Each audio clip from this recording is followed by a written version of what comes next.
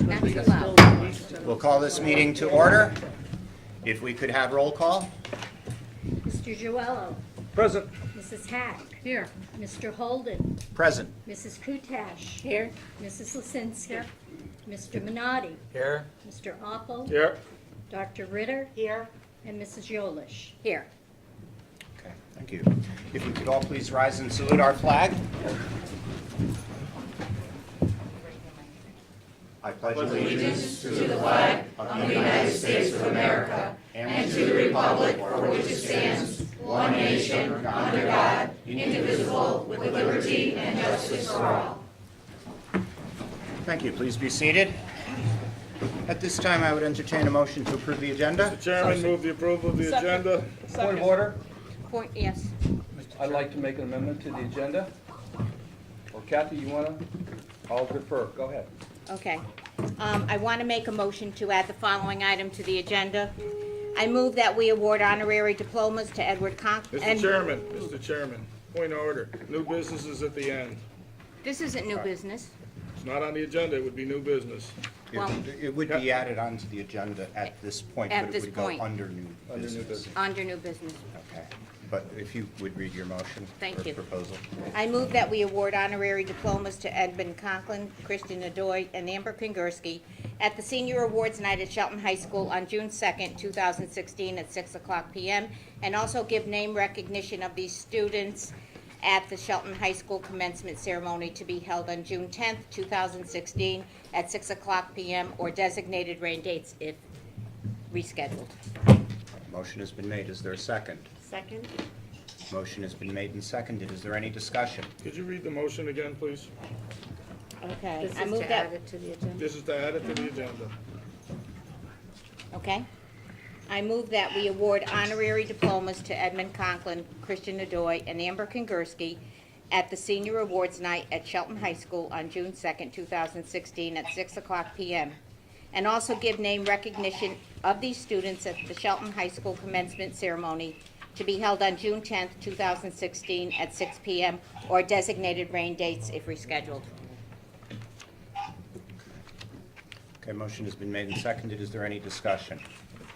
As the maker of the motion, could you further explain what you mean by the second part where name Well, I would like, recognition? okay, I would like their name to be called out in the place that they would be at, in the graduation ceremony. I would also like to add to that, if possible, put a rose on the seat where they would be sitting. Well, that's not in your motion. Okay, so well- you gotta decide which part of the motion. Okay, well, maybe we can add, somebody can add that. Which motion do you want us to vote on? Well, we're voting on the first motion. Well, a question, okay? This is in addition to doing the moment of silence for the Shelton High School students that has already been part of the plan. Yes. Okay. Okay, is there any other discussion? Any other discussion? Sensing there is none and we are ready to vote. All in favor of adding this to the agenda, please raise your hand. Okay. We have 3 yes, all opposed. Have a roll call vote, please, Mr. Chair. Okay. We could have a roll call vote. Sure. Mr. Joello. Yes. Mrs. Hack. No. Mr. Holden. No. Mrs. Kutash. And its present wording, no. Mrs. Lisinski. No. Mr. Minotti. No. Mr. Oppel. No. Dr. Ritter. Yes. And Mrs. Yolish. Yes. Okay. And the count is? 3, 4, and 6 again. Okay, and you would need 6 votes in favor to add it to the agenda, so the motion fails. Okay, approval of the agenda. Mr. Chairman, I'd like to, We will not add that item to the agenda. No, you can still speak. Okay, Let's stay with the order of business, Mr. yes. Chairman. Okay, motion to approve the agenda? It's already Mr. made Chairman, I seconded. would like to approve the agenda with the addition of addendum Right. 8A, Yep.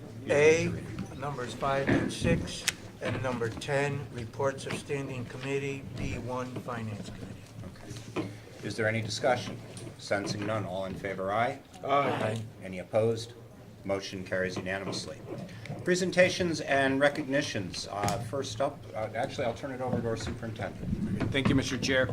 We have a lot of positive things going on in this district, and it's great to have so many members of the media here to be able to experience some of the very positive things we have going on. At first, I'd like to ask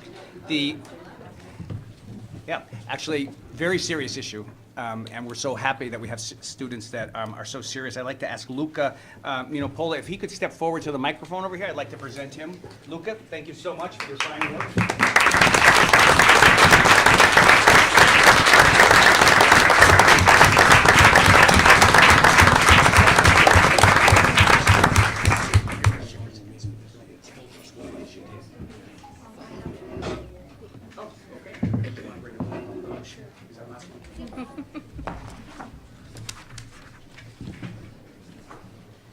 Luca is a student at Perry Hill School, a very bright kid, and he invented something at his invention convention called the Back Buddy. But I wanted to have him show us what it is because he can explain it better than I. Excuse me.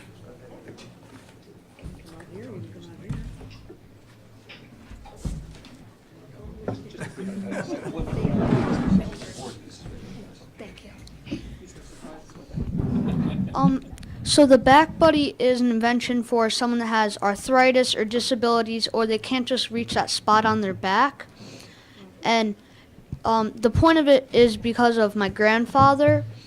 He hurt his back one day when he was working, and he wished there was something that could fix this problem because he didn't exactly feel clean on his back, and no one's a fan of that. So I said, I can fix that for you. And he said, do it. So then I made it. And so this is the back buddy. And what it is it's a cutting board, some shower loofahs, and suction cups. And all you do is you suction cup it right to your shower wall, and you put some liquid soap on it, and you just start rubbing your back against it. You can pull it off the wall and rub your legs so you don't have to bend down.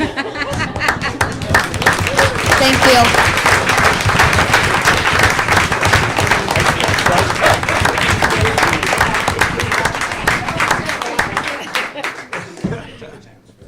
Okay. While we're between people, actually, I neglected to mention, in case anybody needs to know, there is an emergency exit that is directly across the hall from this door, and you would take a right when you pass through that door, and then take a right again, and that'll lead you to the outside of the building. Alternatively, you can go out through the same door most of you came in. Okay. Thank you. If I could ask from SIS, Kyle Young to please step forward.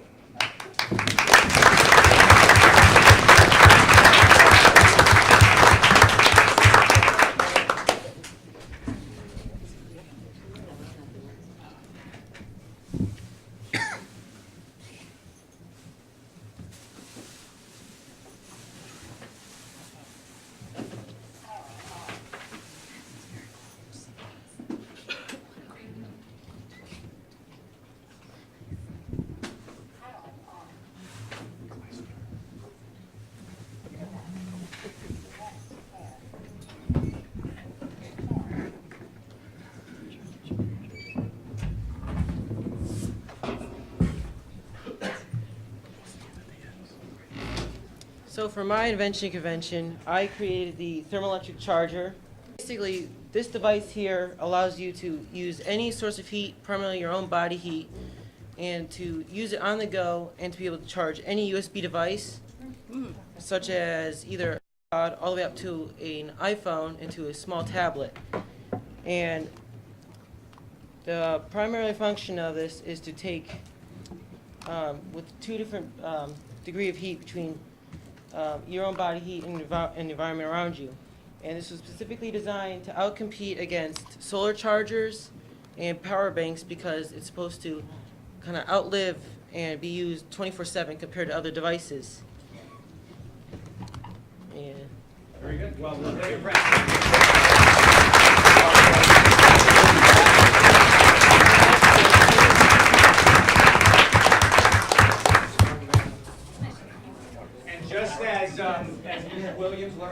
students at Michelle Piccolo are here, and others are here from PHS to support Luca. We have Mr. Serenich, the headmaster, as well as Mr. Shashevsky, Genova, and other people that have made a big difference in the lives of these students. And I believe they are also attending the Connecticut Invention Convention. Any of them, right? Yeah. Sure. All right, if Caitlin McNeil would step forward, please. Okay, we will get this to her. And Ian Pleasant.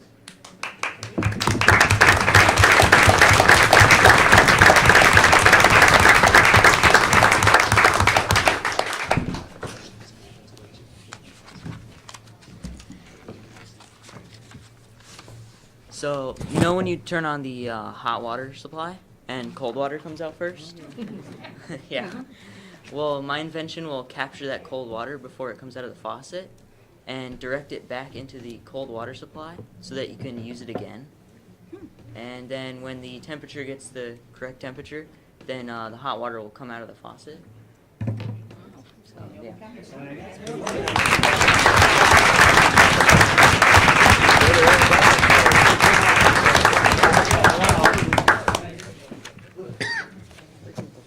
Jen, oh, please.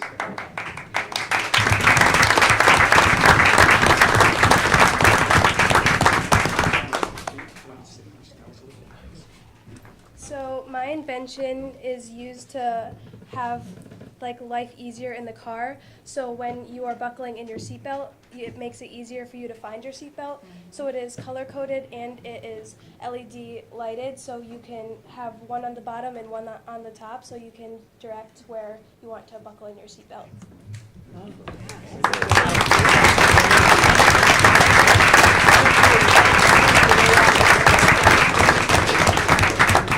You can see, starting in our lower grades all the way through high school, we have a lot of opportunity for students to be innovative and make great things and learn and hopefully add to the world, which I certainly think they will. At this time, we are very proud to welcome our very successful, in fact, world-beating successful group of robotics.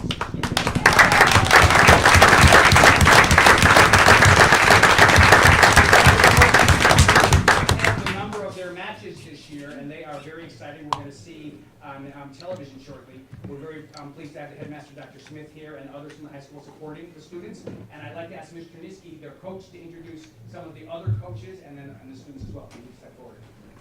Mr. Niski has done a very, very good job in making this part of the culture in Shelton, and I'm very proud to be a part of it.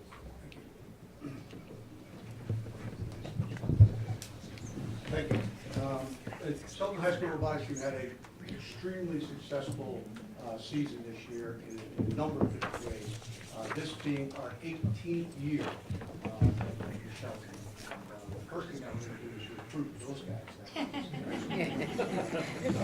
But it wouldn't be possible without the support from the board and the support from our mentors that we have in the audience. So the mentors and volunteers that work with our team, please stand up.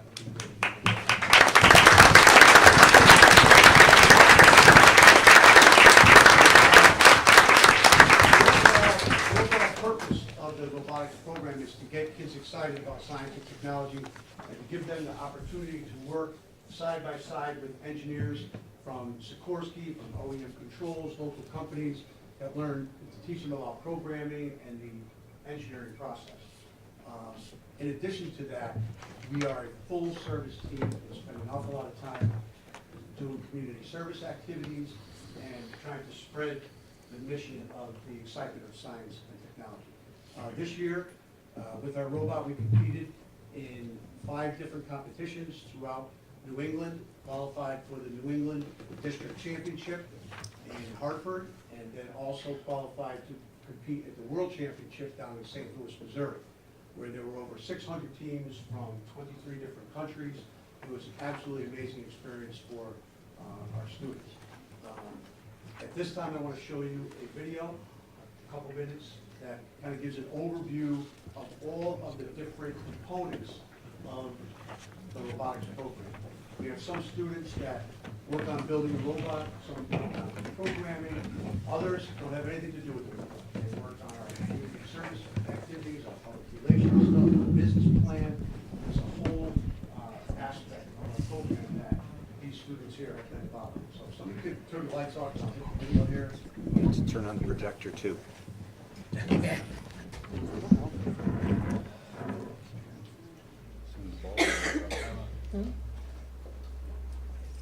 At the Waterbury District competition, we were awarded the Chairman's Award, which is the most prestigious award that the organization can bestow on a team. There were 32 teams there from Connecticut and Rhode Island, and that qualified us to compete for the Chairman's Award at the New England District competition, where we were also awarded the Chairman's Award out of all of the 182 teams in New England.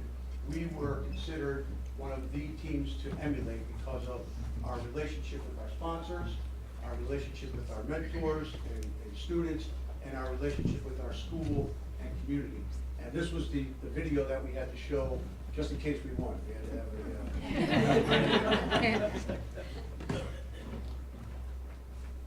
EQ30 has found that if you can build a robot, you can build a team. We build our robot the same way we build our team, with 4 main parts that must all work together: mechanical, electrical, programming, and human interface. The mechanical components of robot are like the organizational framework for Team 230. Corporate sponsors such as Sikorsky, OEM Controls, UTC, and Intuitive Surgical play an integral role in the sustainability of our team. In return for their support, we participate in events such as Sikorsky Family Day, Camp Sikorsky, and Soup Stock, which provide an opportunity for us to support our sponsors and to spread the message of first. Just as the robot framework is made from different components, our core operation consists of standard procedures that help establish and maintain a safe, reliable workspace. Our Team 230 handbook introduces students and parents to FIRST and Team 230 while laying out the expectations, guidelines, and procedures associated with our team. To further ensure safety, we created our SMARTS program, which includes CPR training as well as fingerprinting and background checks for all our mentors. The electrical components of a robot create a spark that represents the excitement of FIRST. This spark ignites our passion beginning with the FLL program in Connecticut. In addition to running a popular qualifying event and hosting the Connecticut State FLL competition, we continue to mentor 4 FLL teams, providing them with instruction, guidance, and workspace. In the spirit of cooperation, we have also provided 22 FRC teams from 4 different countries with custom MXP expansion board breakout boards to provide additional ports on the Robo Rio controller. We also spread the message of FIRST throughout our school system with our Hour Code events during computer science education into the Dream FIRST program. Additionally, our seminar at Camp Sikorsky has helped over 200 scouts earn a robotics merit badge over the past 3 years. Programming is critical to the operation of a robot to bind the mechanical and electrical components together, just as community outreach is critical to binding our team to our community. Shelton Day, Soup Stock, and Relay for Life are key events where we demonstrate our robot and what FIRST is all about. We are extremely popular when we break out our t-shirt launcher for the kids. This fall, during the Spare Parts Come and Read Week at Norwalk Community College, we demonstrated our robot and answered questions for all attendees. Finally, the human interface is the most abstract yet crucial part of a robot and our team. Upcoming freshmen are inspired to join our team when we open our doors and let them experience a day during build season. Our buddy system creates a welcoming environment for new students by pairing new Galehawks with returning veterans to provide instruction, guidance, and encouragement. Opportunities for skill building include our C++ programming class. Members are inspired to see their possible future careers through visits to sponsored facilities who often provide summer internships. The FIRST robotics competition is not about machines. It is about the experience with people working together towards a shared goal. This statement embodies the true spirit of FRC Team 230, and like the parts of a robot, at the end of the day, we all come together to work as one.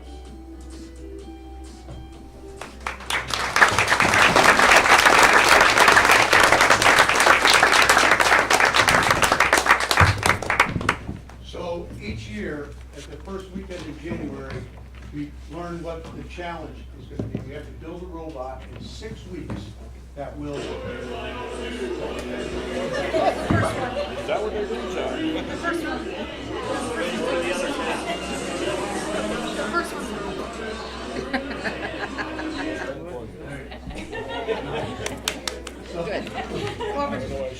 So we get exactly 6 weeks to build a robot to do whatever the task happens to be. And every year it's completely different. 2 years ago, we had to launch frisbees at the target. Last year, we had to stack storage containers. The year before that was a large exercise ball and so on and so forth. This year's competition has a great theme that was set up by Disney. and it had to do with castles and boulders and defenses and moats and all kinds of stuff. So we ultimately built a very successful machine that just tore its way right through the New England district competition. Ended up being ranked 3rd overall out of 182 teams in New England. Went on to the World Championships in St. Louis, where we made it to the finals of our subdivision, the Carver subdivision, which was the farthest that our team has ever succeeded in. It was very, very successful. At one point in the season, during the New England District Championships in Hartford, our robot actually scored the most points, the highest score in the world. And we held that high score record all the way up until the finals of the World Championship a couple of weeks later. It was very exciting. I'll show you the video of what the robot actually does and how it did it. This is the 257-point match that we worked together with 2 other robots at the same time as an alliance. And those 3 robots are trying to score boulders into the castle. And then, I'll show you what this way.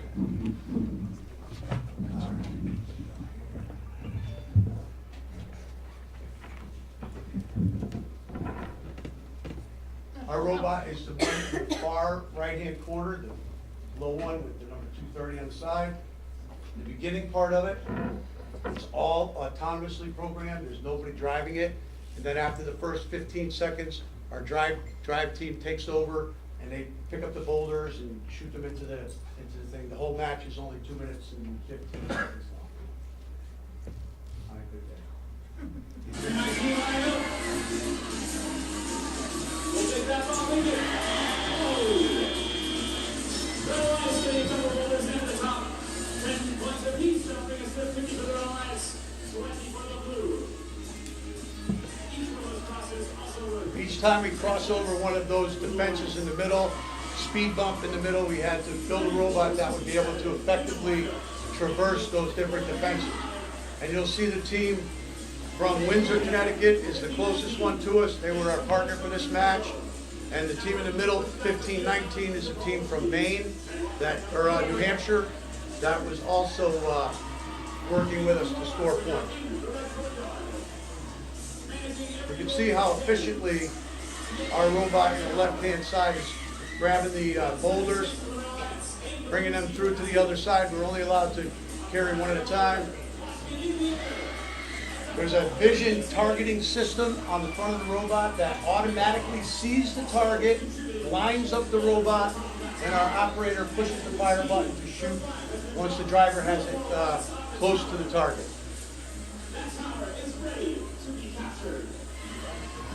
At the end of the 2-minute and 15-second match, robots need to be surrounding the base of the castle for additional points. And if a robot can climb the tower, there's additional points for climbing the tower. Our robot specifically doesn't climb the tower, but our partner did climb in this match. We just shot the lights out of the basket.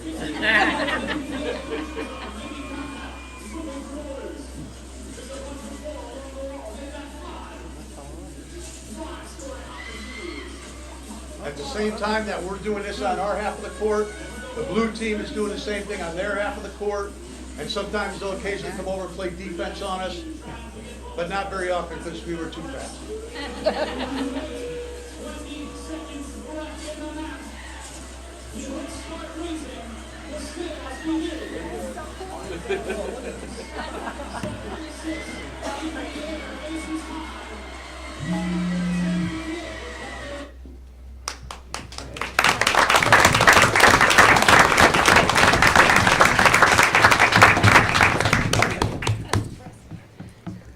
I've said it before, I wouldn't be surprised if Gino Oriema tried to recruit our robot. So it was just a great season. We're grateful to the support of the board and also to our sponsors. If I can have all of the students please stand up, that would be a great thing.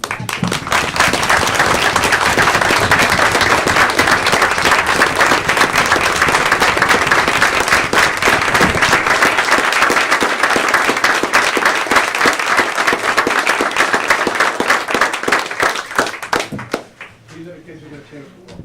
Thank you. Thank you very much. Thank you.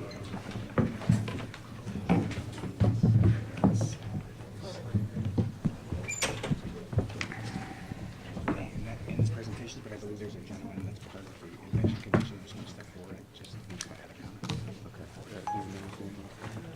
comment. Did you want to step forward, sir, and say your invention convention, please? Thank you. Yes, my name is Brian Young, Kyle Young's dad. I just wanted to thank the board, the Shelton Intermediate School, the science program for helping the kids to expand their minds, I would say, to science and think outside the box.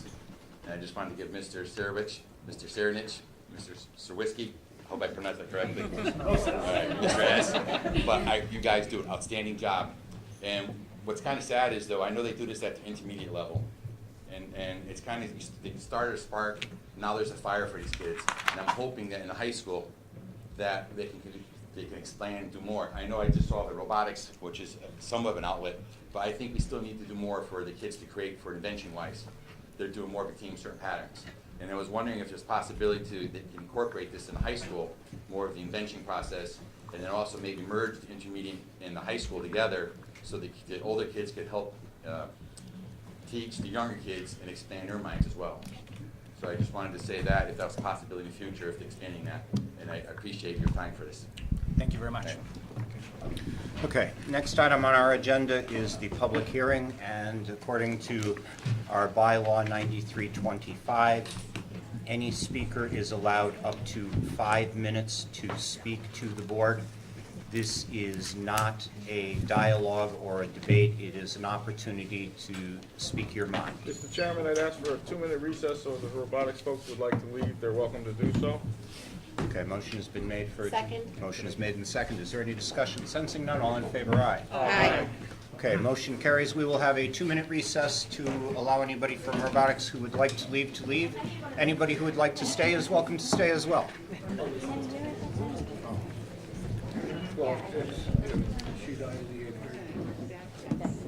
Okay, at this time we will resume. If anybody would like to speak, again, you have up to 5 minutes to address the board. Also, there is a paper on the table with the pen. If you would please include your name and your address for the record, that would be helpful. What is he doing?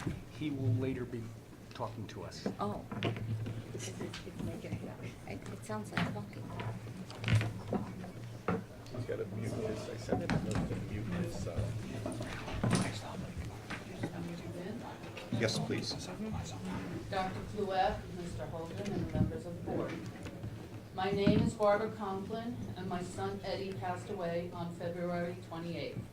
I am here to address the issue of my son receiving his honorary diploma posthumously during the graduation ceremony.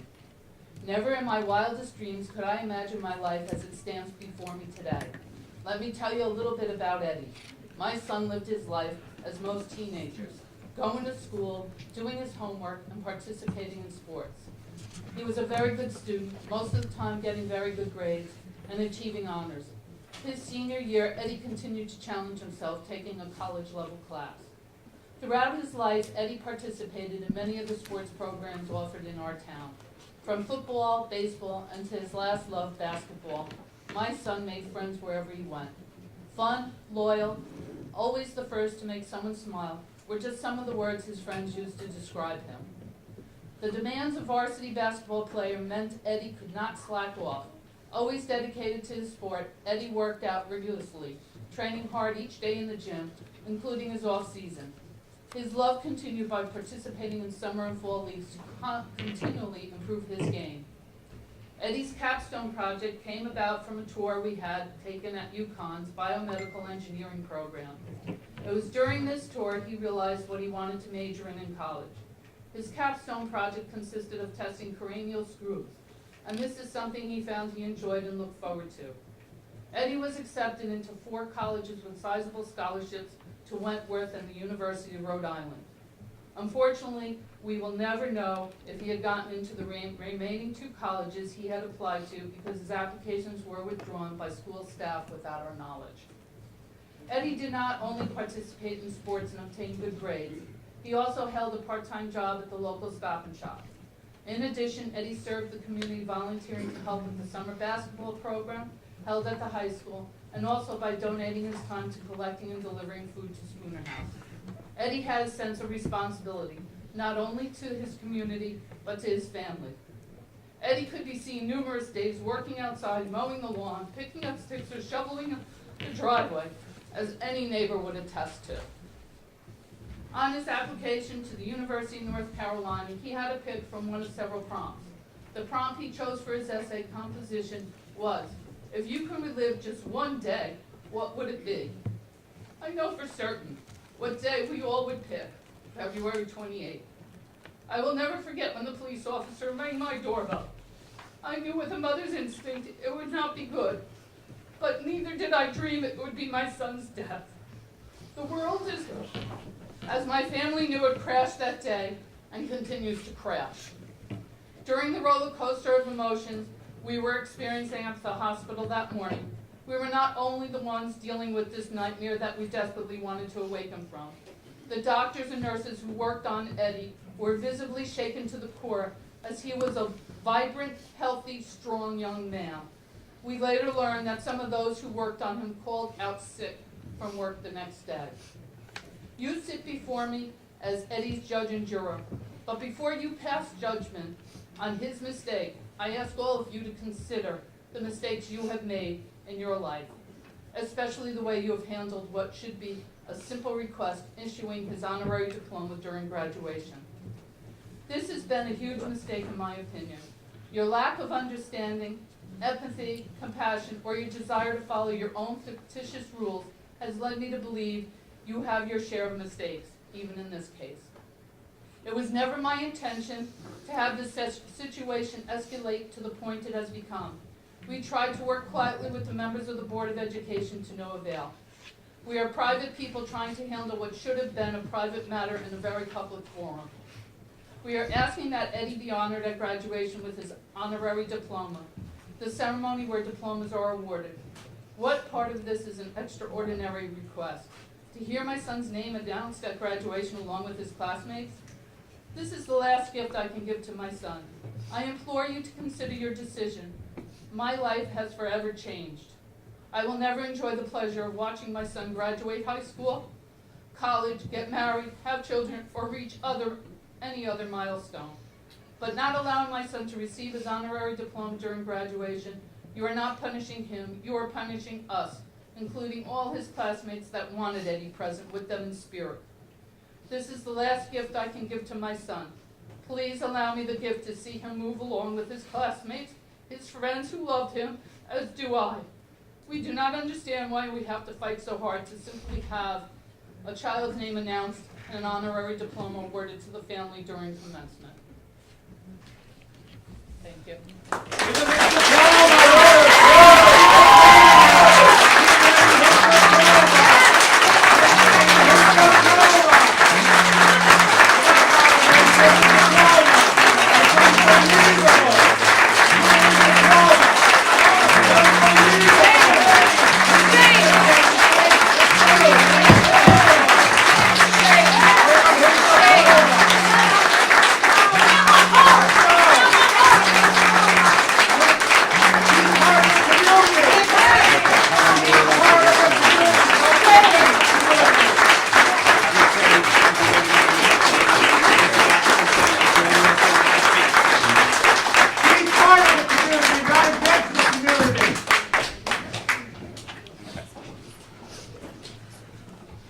Okay.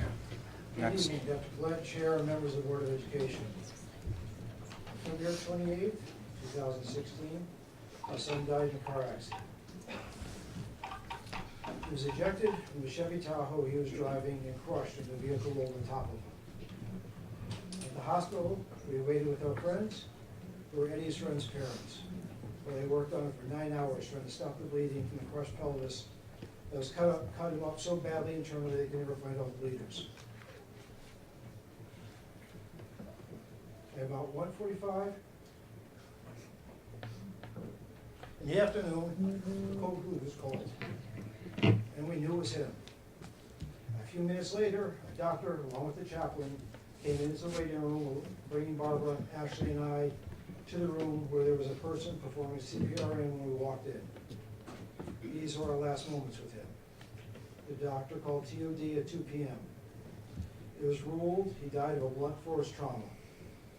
If he was wearing a seatbelt, we wouldn't be here today. But we are here. Again, high school's headmaster, Dr. Smith, along with the City Board of Education, are going through its annual end-of-year national bad press. Throughout all of this, only one name resonates year after year. Prom dresses, prom invitation, refuses to sign documents that she's required to sign, painting of a rock, quite a few other problems that we will take up at a later date. And now this issue. An issue that 99.9% of all the cities, towns, private schools, and colleges have absolutely no problem with. The issue, and it is pretty bad that we have to call this an issue, an honorary diploma award to Eddie at graduation with his friends and classmates. And let's not forget Christian Hozo during this discussion. And I since found out there's a third person. I'm sorry I didn't find the person's name.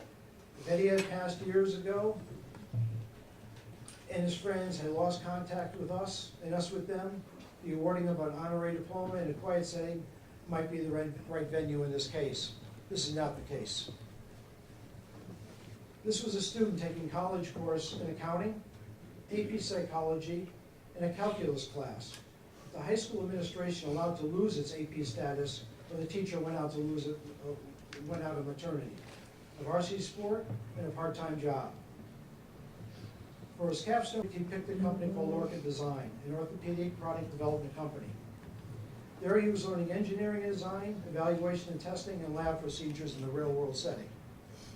During his time there, he was part of 2 actual evaluation tests, one on cranial screws and one on orthopedic drills, where his test data was used in the evaluation final results. On the 6 colleges he applied to, we heard from 4. And he received over $80,000 in scholarship money. But we, and Eddie looking down, will never know about us, never what school that he applied to. The University of North Carolina. That enjoyment or sorrow of receiving a decision, his ultimate goal, was taken away from us by the administration of the high school. Being on the Shelton Board of Ed, your primary concern is the status of the students and parents. Your attorney, Christine Chinelli, in an email correspondence with our attorney stated, I represent the board and superintendent, who by statute is the Board of Ed's office. During the conversation the attorney had with her, the emotions of parents and students were brought up. To his dismay, the reply from the attorney representing you, the Board of Education, was, I could care less what the parents and students think. I would find it hard to believe that this elected board feels the same sentiments as your paid representative, but that's how she represents you to the public. We implore you. The outpouring of the people has been nonstop since this went public. People, businesses from Shelton and surrounding towns and from all over the country have given their support and encouragement to no end. Not to mention the over 7,000 signatures on the petition. Our friends have been our strength through all this. His friends and a very large portion of his classmates are looking forward to celebrating this day of finality together. When we say we're looking for closure, the we is not for us, but also for the hundreds of his friends and parents that have contacted us and want us, along with Eddie's presidents, to be there. They're all looking forward to receive their diplomas along with Eddie's receiving his honorary diploma during their celebration. And tonight I received a phone call from a member of your board looking for how can we resolve this in some manner. Well, the manner was put forward to you and it was voted down, and that person voted it down also. So it's obvious this board really has no care in wanting to represent. You work for us, you work for the taxpayers. You work for us for 30,000 signatures. You guys did it. You work for us. We implore you. The taxpayers implore you. Next person, please. Do the right thing. Next speaker, please. Dr. Clouette, Mr. Holden, members of the board. My name is Bethany Stockmel. I live in Shelton, and my son is not only a student at the high school, but also a teammate of Eddie's on the basketball team. I stand before you today to reconsider your decision regarding Eddie Conklin. From the moment we first learned of Eddie's passing, his parents were thinking of others. They wanted to make sure Eddie's friends were okay and that they had the support to carry them through every parent's worst nightmares. I was amazed at the Conklin's generosity, thoughtfulness, strength, and the amount of grace they carried with them each day, and they still do. I promise you that their intention was never in a million years to have their son's death become the three-ring circus and very public affair it has become. To know the Conklins, you would know what loving, kind, and private people they are. And it is so extremely unfortunate that they have been forced into the spotlight at the expense of losing their son. For people to state that they do not want the graduation turned into the Eddie Conklin show, it has become just that, thanks to the misrepresentation of the facts by those in charge. To simply have their son's name announced and to receive his honorary diploma during the graduation does not seem to me to be an extraordinary request. They weren't asking for music to be played, confetti to fall, or the heavens to open. They simply wanted their son recognized along with his classmates. And as his mom told me, this is the last thing I can do for my son, and I want to see it happen. It makes me wonder, however, to think if Eddie had survived that fateful accident, he would be receiving his diploma at graduation. It is as if you are punishing him because he died. But the truth is, you are not punishing Eddie, you are punishing his parents. I ask that each of you remember that Eddie was a young man who had dreams, hopes, and aspirations of one day becoming a biomedical engineer, not just a random name on a piece of paper. He was a son, a brother, a classmate, a teammate, and friend. And he was loved, and his name was Eddie Conklin.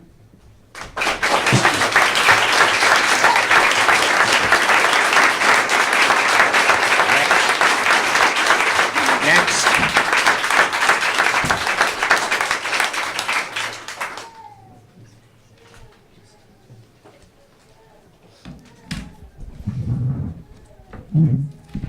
Hi, my name is Justine. I'm a mom, a concerned citizen of the Shelton community. I've been a Shelton resident all my life. I'm 49 years old. I graduated from Shelton.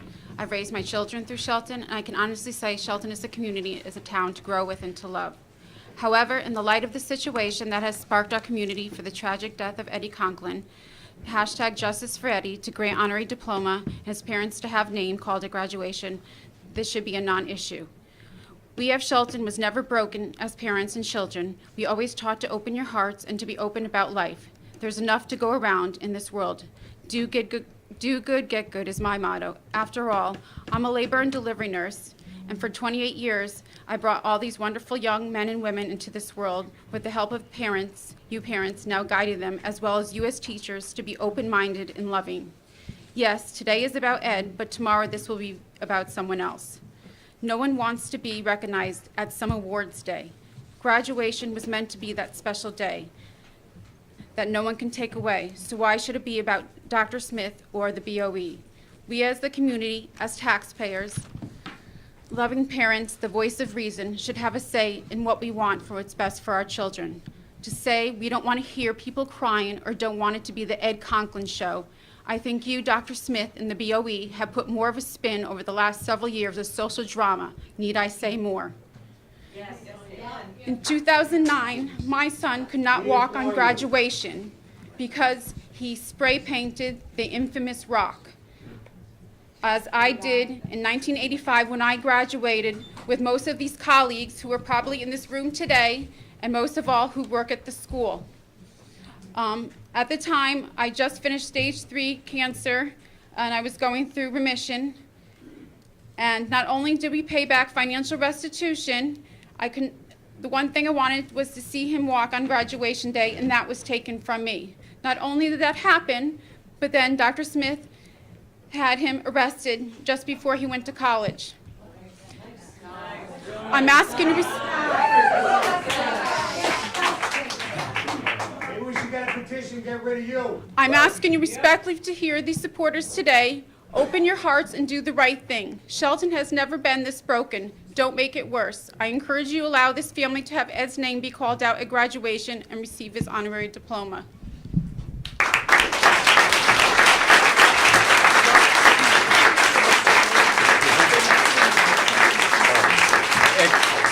If you have not signed in when you speak, please do sign in on the sheet that is there. We need that for the record. Yes. Why don't we leave it right in front of the mic? And, yeah, could you move that closer to the microphone so that people are reminded when they sit?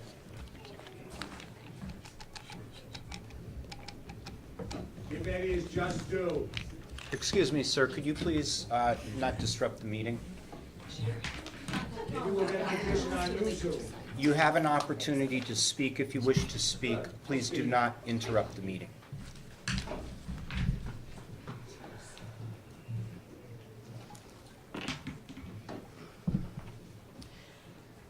I wrote this letter 5 years ago to my daughter, who didn't make it to my arms. I was able to read this at her funeral, which for me was the beginning of the healing journey. Jordan, 3 months ago you were born. You were born to the angels and not to us. I had you with me just short of 9 months. I knew who you were. I knew your spirit. I could feel you were quietly growing and moving inside of me. You were close to my heart. I loved you from the moment that I heard your heartbeat for the first time. I kept you with me as long as I could. One day, the unthinkable happened. The angels came for you. You were no longer to be with us. I ache for you. I wonder about you. I hurt being able to not touch you, hold you, kiss you, take care of you, grow old with you. I am assured of one thing, faith. I know you are in the best, most loving, caring, and gentle arms there will ever be, the arms of Jesus. For the short time we were together, you already taught me one of life's greatest lessons, love and celebrate one another because life is fragile. I celebrate the short time we had with each other, for now I know your love and you know mine. Until we meet again someday and I can hold you in my arms, I know that you are my angel that will always be with me. I love you. Although the circumstances are different, we share the same grief. You look for closure anywhere you can find it. Anywhere. At times I didn't even want to be in my own body. This piece of paper right here helped me to heal. To take away the essence of someone's healing in one word is cruel. I pray for all of you that you never have to go through this. And I truly mean that.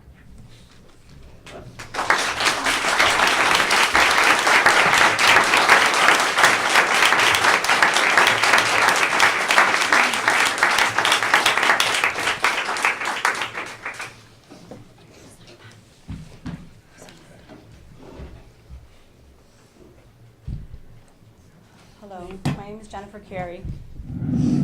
I've lived in Shelton for my entire life. I've attended Shelton schools. Both my children are presently attending Shelton schools.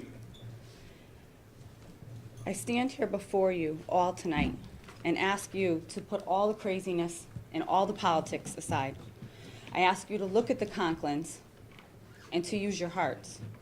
Think of your own loved ones and your own children, your own grandchildren. Attempt for 1 second to put yourselves in their shoes, if possible. These two people are not asking for anything different than other parents have asked of the Shelton Board of Education in the past. They are asking for nothing more than to hear their son's name called and to receive an honorary diploma at graduation. It is extremely unfortunate that the Conklins' request has literally turned into a three-ring circus And this is literally at the hands of your chairperson. Repeatedly taking to Facebook with false information and inconsistencies on a weekly basis has literally fueled this community's fight to help the Conklins get what they so much deserve. This isn't about any rule, any law, or any policy. This is about love, compassion, and utilizing and uniting our community and students and helping one of our own begin to get closure. Please use your hearts. Allow Eddie's name to be called at graduation and his mother to be handed an honorary diploma. It will take 10 seconds, and it will mean a lifetime to this community, to Eddie's family. Thank you.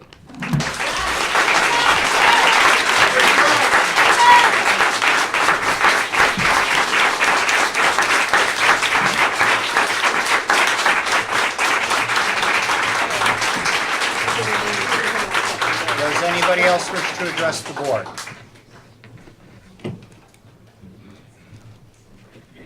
Hi, my name is Pat Conklin Sansone. My brother is sitting behind me.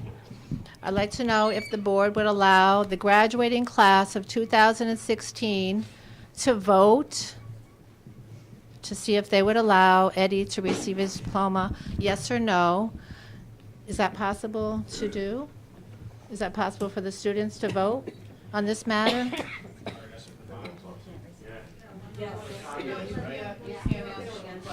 Oh, well, this is my hope that the students can have some kind of they all have opinion of whether Eddie should receive his diploma or not, so why can't they cast their vote? Instead of having a petition, a protest, just let them cast one vote and see if that would influence the board in any way.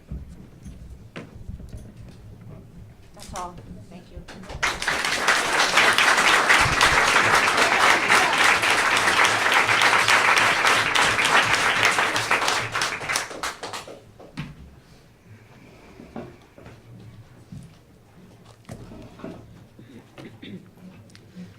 Good evening. My name is Linda Szynski. I apologize. I don't have something pre-written. I was not going to speak, but I thought it was important. My son is in the graduating class of 2016. He was not good friends with Eddie. He was friends with Eddie. He grew up with Eddie. Maybe not next door, maybe not in his friend circle, but they played against each other. They were really good to each other. Eddie saw him in the hall, he'd say hi. Eddie was just a good person. I grew up in Shelton. I moved to New York. I moved back to Shelton because it was a great place to raise my family. When we visited the elementary schools, almost every single principal used to be a teacher of mine.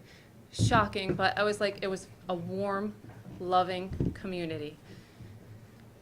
Now I find myself sitting here asking the people that we voted in, the people that I know a lot of you. I've worked on PTA with some of you. I've worked, my oldest child is 26. My youngest is 7. 4 children. So I've been in the Shelton schools a lot. I know you're good people. I'm not sure if it's because you're looking to really hold down policy. I'm not sure if it's because you are trying to make a statement to kids to not make mistakes. What I do know is the statement you're making to children, from what I've learned, is, you know what? Too bad. Your feelings don't really matter as much. People's feelings don't really matter as much. What I'd love to see this community be about is people. And these people, they need our help. They really do. They're hurting. I know other mothers that have lost their children. They're broken for forever, not for a short time. Now, I just want you to picture if it's your child and you're getting this award and you're sitting in this auditorium that's dark and there's somebody up on stage that's talking about your son and all the great accomplishments he had, which is wonderful, and you're sitting there and they announce his name and you go up. And that's not a bad thing. That's a wonderful thing. But then I want you to picture them in the stadium where they're sitting on the bleachers and they're looking out on this beautiful sunny day with Eddie's friends and classmates, and they picture his spirit there, because it will be there with them. And just that time for the 30 seconds it takes to say his name and to clap they're going to feel all the energy. They're going to feel the energy from us. They're going to feel the energy from you. They're going to feel the energy from their classmates. There's nothing that can replace that. There really isn't. I know you're all good people. I am sure of it. I really, really hope you decide to change your mind. Anything that really, just reach down. And it's not about policy. It really isn't. It's not about procedure. It's just about doing what's right. You worried about setting a precedent? Why is it ever wrong to set a precedent to honor someone's child the way they want to be honored? To give them 30 seconds, 60 seconds. It's not about mistakes. There's a lot of kids in that class that made mistakes. They're still walking. We're not shutting them down from doing what they're going to do. We all have kids that went to college. We know what happens. The best way to do that is more education. Definitely there's programs that we can get into, but not honoring this child because of a mistake he made is just not right. We need to be more empathetic. We need to teach our children to be that way. Please, I implore you, please do the right thing. Thank you.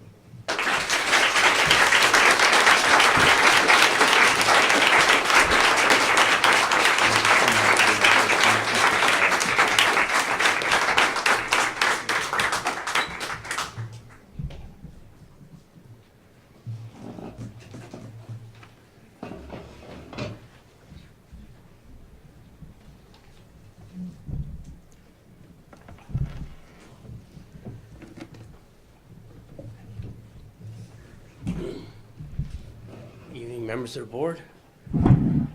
I'm here not to speak on their behalf, but to speak why you're not helping these people. I'm going to give people an insight to the Board of Ed, okay? My sons were abused verbally, okay? What do you call it? Bullying, okay? On the robotics team by one of your senior mentors, okay? And when I came forward to you, nothing was done. When I brought it to Dr. Smith, it was a make-believe investigation. None of the kids involved were called, okay? And basically I got blown off. Then you people covered up a fire. Same person covered up a fire. Mr. Trapka did the investigation. He's probably the only one on his board I trust, because it was thorough, okay? And then the state backed it up, and nothing was done. My son is the captain of the robotics team. You know he's not here tonight? Because he's afraid of retribution. A lot of the seniors are, because the rumors are Dr. Smith's going to go after him, okay? And you know what? That's BS. And I want this right here, because if my son he's a high honors, he's been for 4 years, never been in trouble, an athlete. If you go after my kid, you're on camera right here, okay?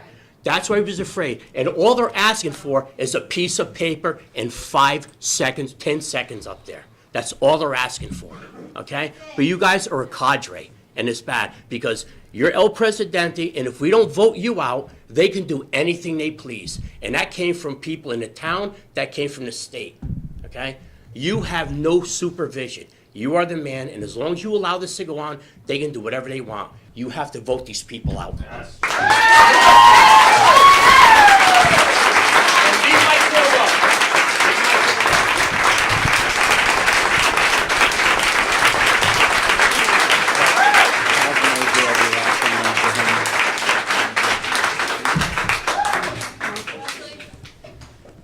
Hello, my name is Ashley, and some of you may know me as Eddie Conklin's sister, but to me, he will always be Tyler.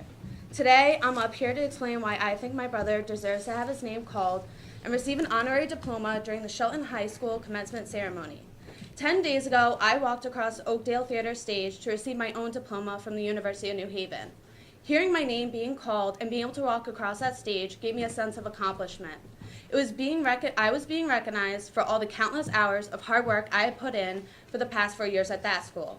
However, from my point of view, you're saying that my brother does not deserve to be recognized with the rest of his class. Now, we can get all technical and say he didn't complete his 4 years of English, he never got to finish his capstone project, and he may have been a couple credits short from graduation.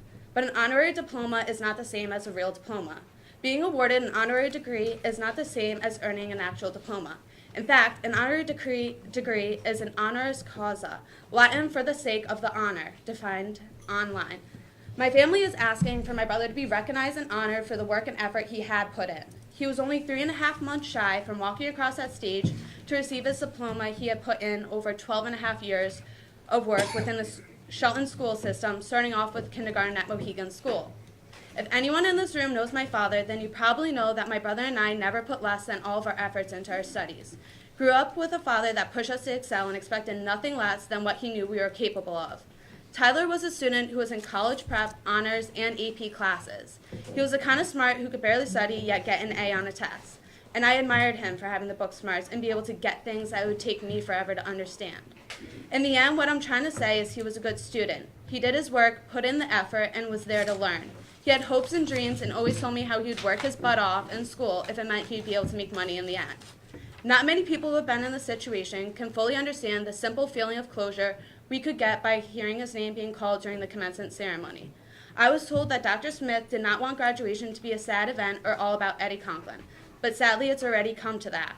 This has become such a widely known matter where kids have contemplated missing graduation and have received phone calls from old friends in neighboring states who have heard of this news. If his name was called during the graduation, it would have no effect on your life whatsoever. However, if his name's not called during the graduation procession, it will have a hugely negative effect on mine, his friends, and his classmates.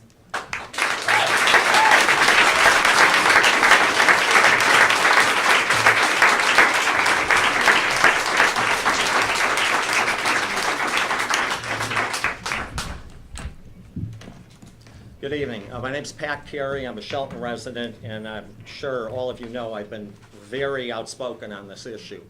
I would just like to bring up a couple of points. First of all, thank you, Kathy, for at least attempting to bring some sanity to this board.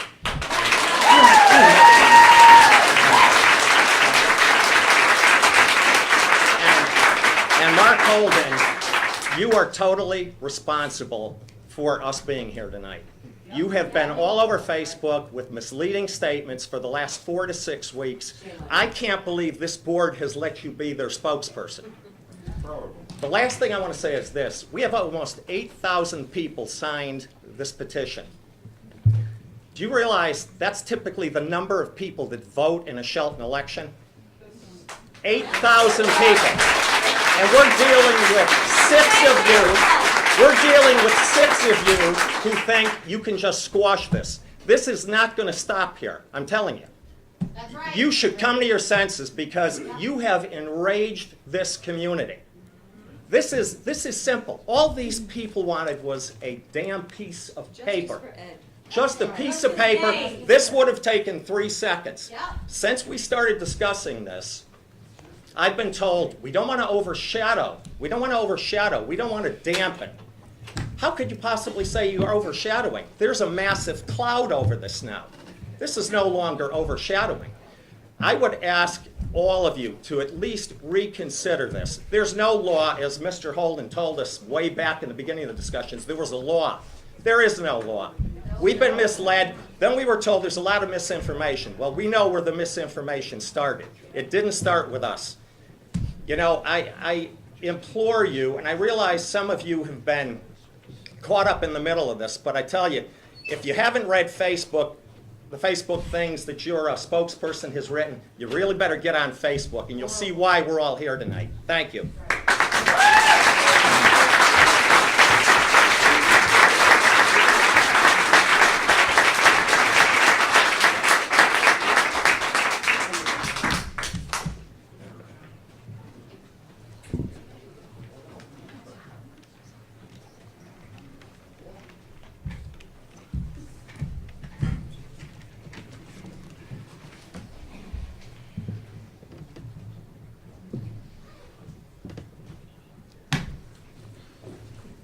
I don't know anybody on this board. I've been a member of this town for over 30 years. I know Bob and Eddie a bit, and I voted for you, Bob.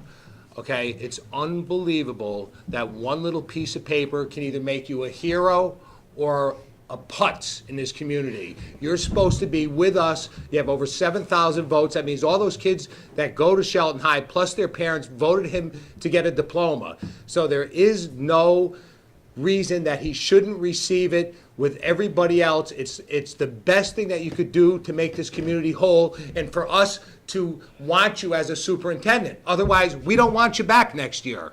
And that's how we feel as a community. So give the parents what they deserve. They're wonderful people. You're going to tell me everybody on this board, nobody ever made a mistake, your kids never made a mistake? Come on. Everybody here has had an issue in their house, including you, Mr. Holden. You hold the key. Okay, you've been here a year. Be part of the community instead of against the community and do the right thing. Justice for Eddie. Give him his diploma. Thank you.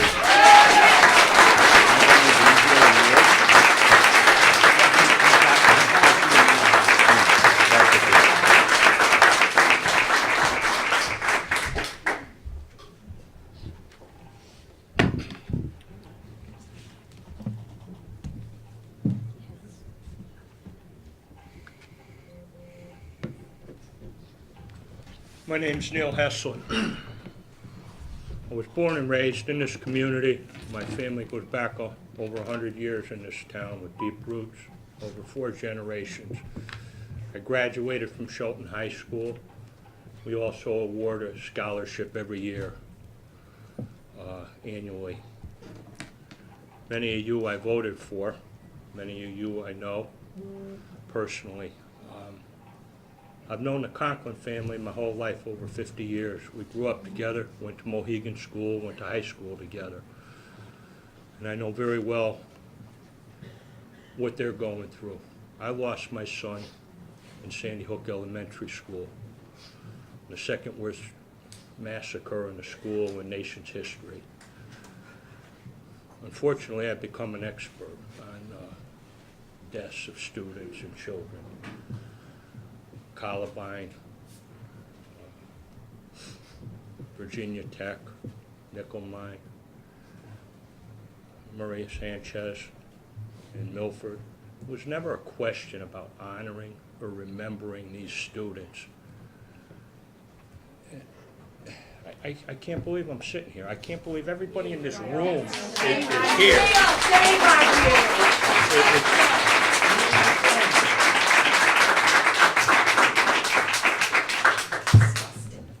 And it's not a political issue. You know, we're here tonight because of a simple request that a family, that it'll put closure to something that is an open wound in their life. And everybody up here is against it, or I assume, or most of you from what I heard. And it's about honoring and remembering a young gentleman that was killed in an accident. And I hear things, it's a legal document. Legal document? What good is that legal document ever going to do Eddie Conklin?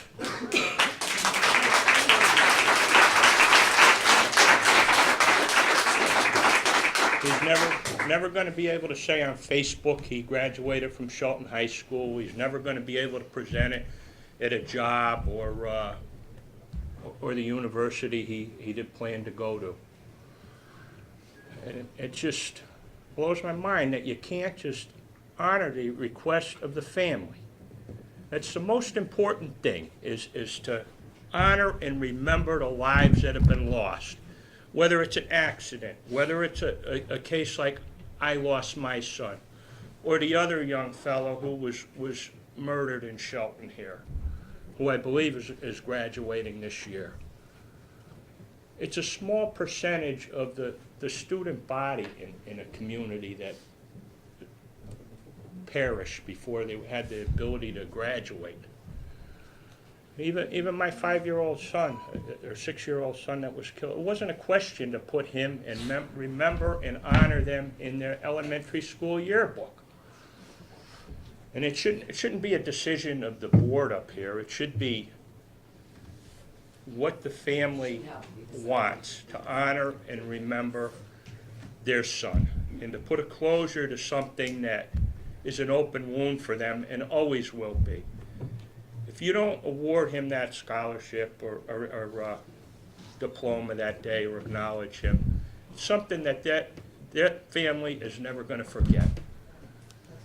The people who object to that, which I haven't heard many objections, they're going to forget about it in 2 weeks. They're going to go on with their life. But till you've walked in the shoes of a parent that lost a child, you never know what the feeling is. It's the worst feeling in the world to have to deal with. And what adds to it is the public attention that I've gone through, but also what the Conklins are going through with a simple request that shouldn't even be an issue. It just, all of you up here are people that we in this room voted in here. And as elected officials, you should support what the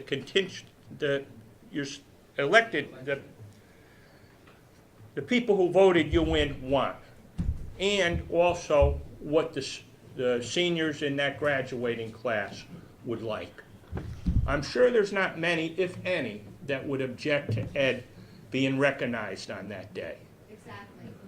And even the people who may object to that, if they lost a child and it was their son that died in an accident or was murdered, they'd be right here asking for their child to be acknowledged and remembered too. Thank you. And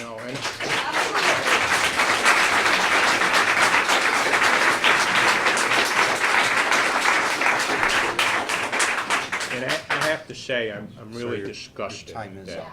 Yes. we are all here. And it's a community that I was proud of, and I'm not real proud of now. Thank you.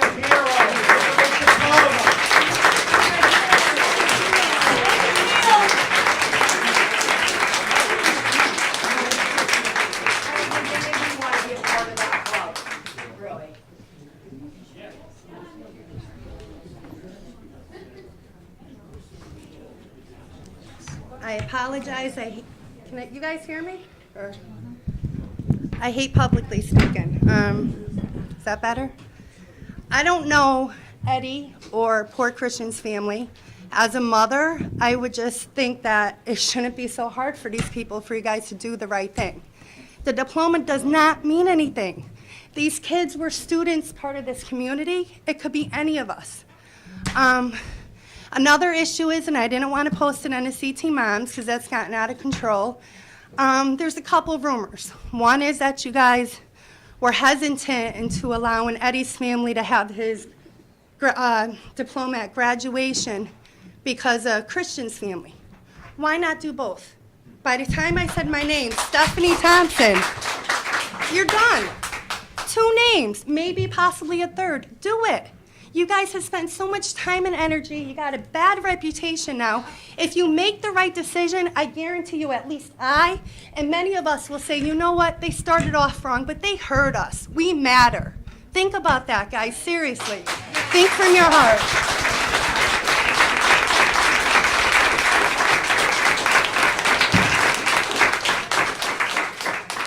Would anybody else care to address the board?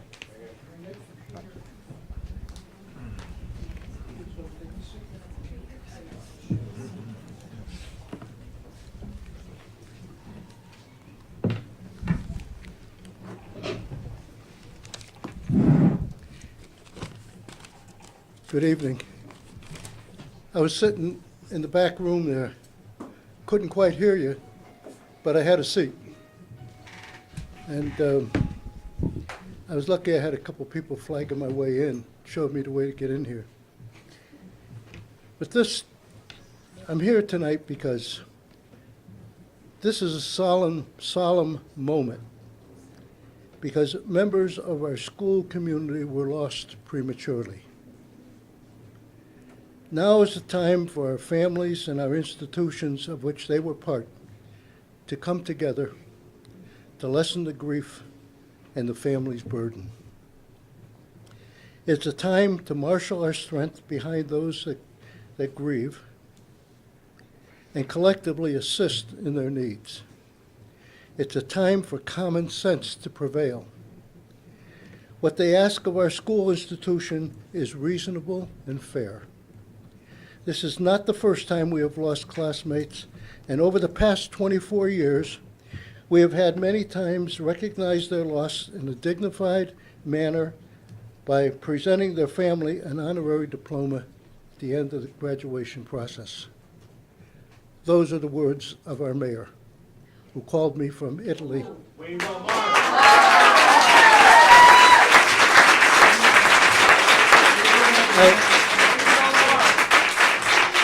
I only ask the Board of Education, who I understand the board has not taken a vote on this. This is an administrative action up to this point. But I ask the administration and the Board of Ed to put aside the officious approach and grant the common sense request as requested by the family members and the classmates of the class of 2016. Certainly, everybody would applaud your efforts. Give them the diploma at graduation, get it over with, eliminate the trauma. Let's go forward as a community.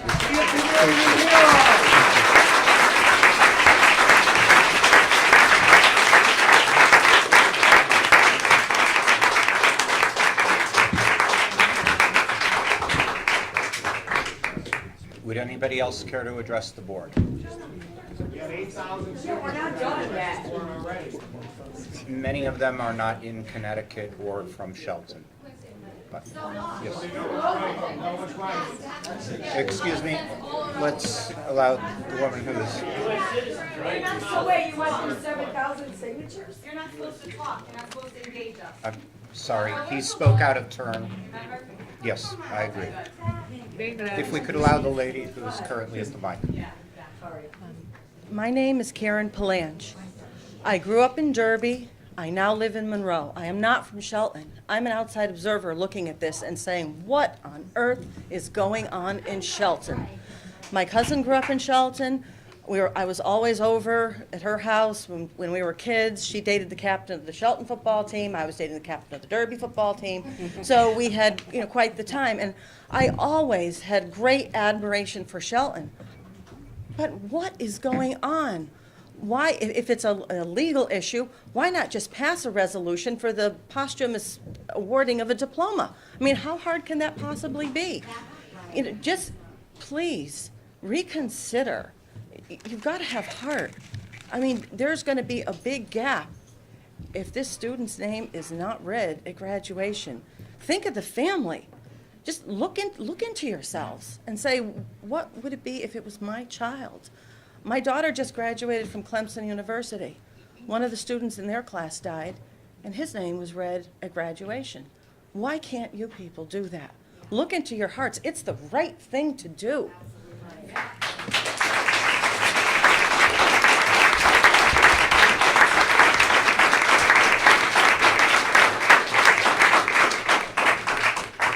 Would anyone else care to address the board?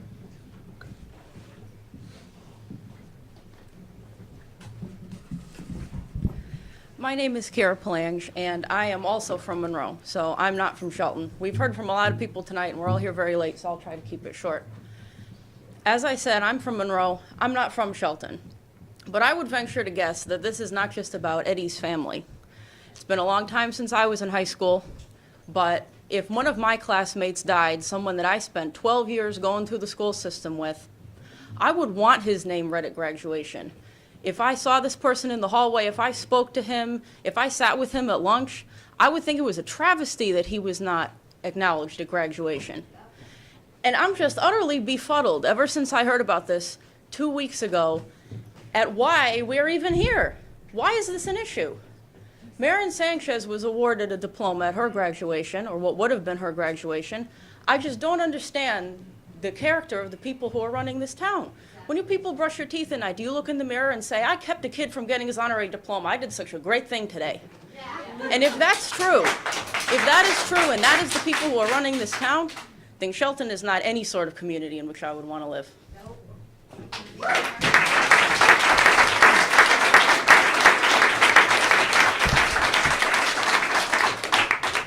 Would anybody else care to address the board? No, take a vote for us. Would anybody else care to address the board? Hi, my name is Rachel Clancy. I've been a lifelong resident of Shelton. My mother was an educator and an administrator. I'm ashamed to say that anymore. I was so proud to be a part of this community. I am so disgusted that we are even sitting here tonight. Shame on you, Mr. Holden, for releasing those kind of comments. You are not privy to information that you are releasing. You are slandering someone's child. Shame on you. That being said, I don't think that you should even have to take a vote. I think it should be unanimous. Mr. Quet, you are new to this town. This is not the way that we work in this town. We stand behind each other. We pick each other up. We're there for each other. I'm just baffled. I'm beyond words. I'm in tears that we had to have Neil Heslin come out and talk about his son that was murdered in order to get attention tonight. Really, people? This is the kind of people that we have? I am so done.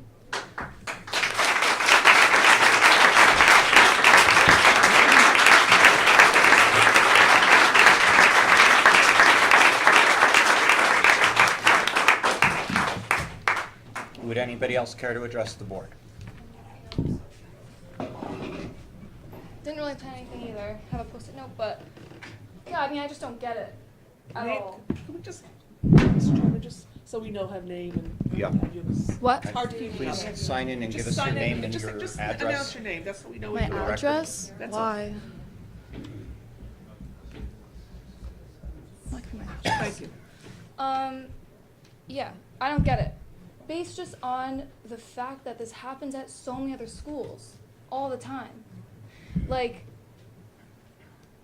all the time. Every single year. High schools, colleges, always honor honorary degrees at graduation.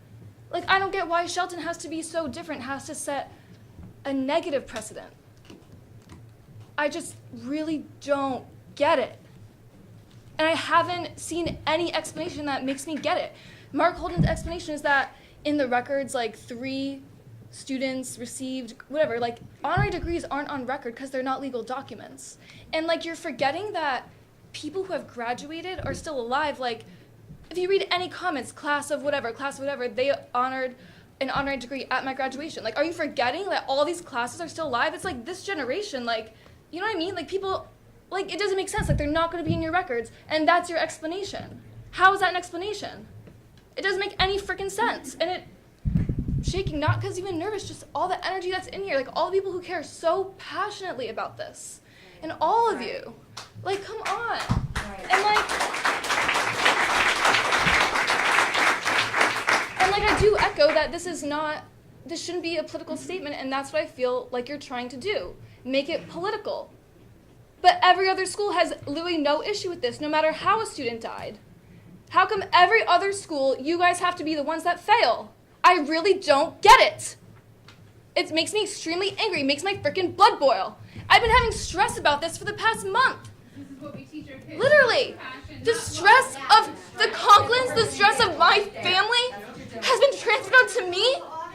Why should this, like, come on. People keep it down in the background so that when our secretary has to transcribe this person's remarks, she can understand what is said. I'm just saying that the stress that has even just been transferred onto me is so morally wrong. Morally wrong. Come on. I just don't get it. I'm freaking baffled about it. And it's, it's just so ridiculous that people say, like, I have heard a couple students out of, even though most very much support Eddie getting his diploma at graduation, there are a few kids that disagree. And you know what their reasoning is? They say, I don't want it to be the Eddie Conklin show, and their reasoning is because they want it to be about them. It's selfish. You know what one kid wrote in the comments? The spaces that Eddie's family would take up, I would like more of my family to be there. This is what you are breathing. This is the culture you are breathing. These are the students you are standing behind. That's the sentiment you want to stand behind. If that's your argument, some students don't want it, those that student you're trying to support? What? What? Come on! I don't know. I probably have so many more arguments that I can't even articulate right now. I'm probably gonna sit back down and say, "Wow, damn! I wish I said a lot more of what I want to say." But I can't even get the rest out. I mean, I'm just dumbfounded, and that's really all I can say. Like, I don't know. That's really all I can say.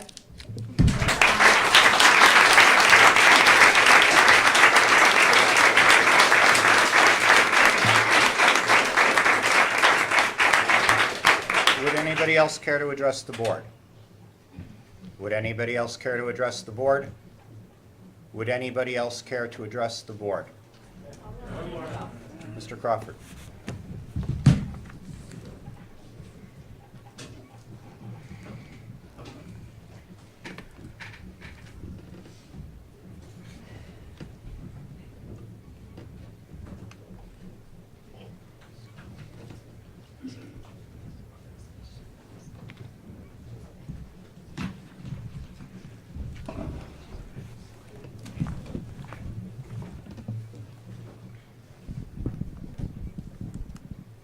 Thank you, Mr. Chairman. Tonight, you have listened to students and parents who stated that there is a document of so many signatures out there. But I think you've forgotten one class of people for the city of Shelton. That is the seniors of the city of Shelton.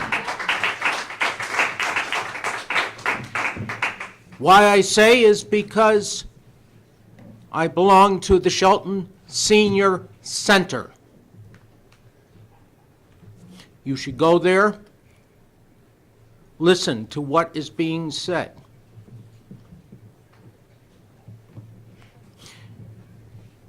My granddaughter, who has graduated from Shelton High School, thank God she is now in Roger Williams College, going into her junior year. If, and I repeat, if that had happened to my granddaughter,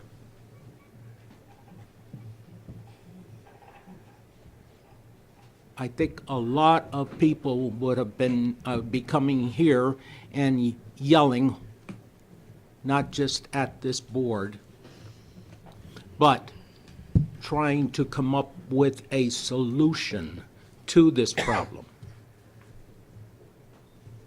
To correct it, you heard one thought tonight that to me will solve this whole issue. And that is the class of 2016. The officers of that class should be allowed to vote yea or nay for this whole problem to be solved. And all the parents that are behind me right now, we wouldn't have to be here. But as I said, I am very shocked that there are not more seniors here, grandparents, voicing their opinion to this board.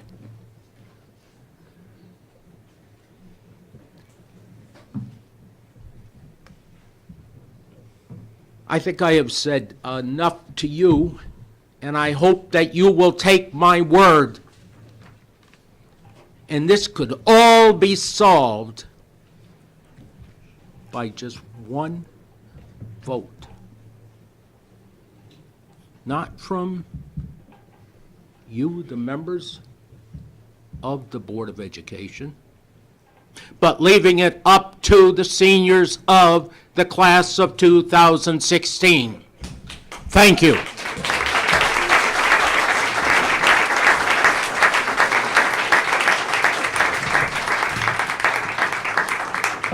Does anybody else wish to address the board?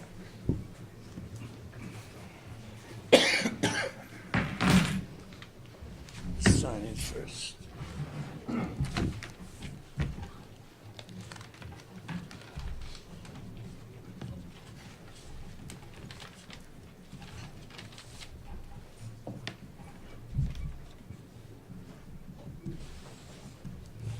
Good evening. My name is Jose Goncalves. I live on Long Hill Avenue. I've been in Shelton for 31 years, on and off. Shelton is a beautiful community. It's a destination community.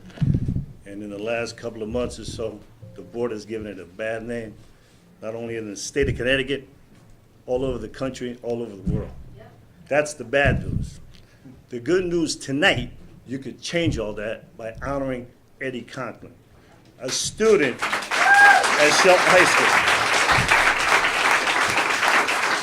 I have two sons that go to Shelton High. My daughter attended Shelton High. And I think the board, yous work for the students. Yous are supposed to educate the students. When a tragedy happens, to give the family an honorary degree, that's a simple thing. They lost a son. And I didn't know him personally, but when I was going to work that Sunday morning, I seen the car tilted on the side on Bridgeport Avenue and Cross Hill Road. And I said, wow, another accident in Shelton. There's been like 6 deaths in the last 2 weeks. That's a tragedy. And then when I get home that night, my sons tell me, that's one of my classmates. My heart hurt. So for you to sit up there as elected officials and not give a simple honorary degree to the family that's grieving, that's unacceptable. Do the right thing and put Shelton back in a good light. Thank you.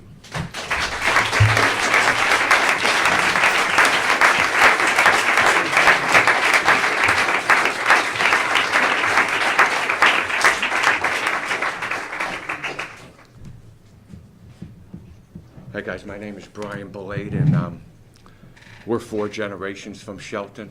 My aunt and uncle were teachers up at the high school way back when. I just wanted to close this session on, it's going to happen again. Has been for the last 50 years. I know we lost a few in the class of 76. It's going to happen again and again. What if it happens? What if a tragic happens on May 4th, 20 days before graduation? And he didn't finish his capstone. He doesn't have enough credits. He didn't finish his capstone. He can't graduate, right? Capstone, if you don't pass your capstone, you don't graduate. Are you going to turn them down? Because you're going to really have to sit down on this one, because every year, I know in my class, every year, this happens every year. There's an accident or something tragic happens, so. I just was thinking, if this is May 6th, May 7th, and somebody's in a tragic accident, and they didn't do their capstone, that we got the same rules here, is that he doesn't have enough credits, they didn't do their capstone, they can't graduate. If that's the thinking, so just wanted to close it on that. Thank you.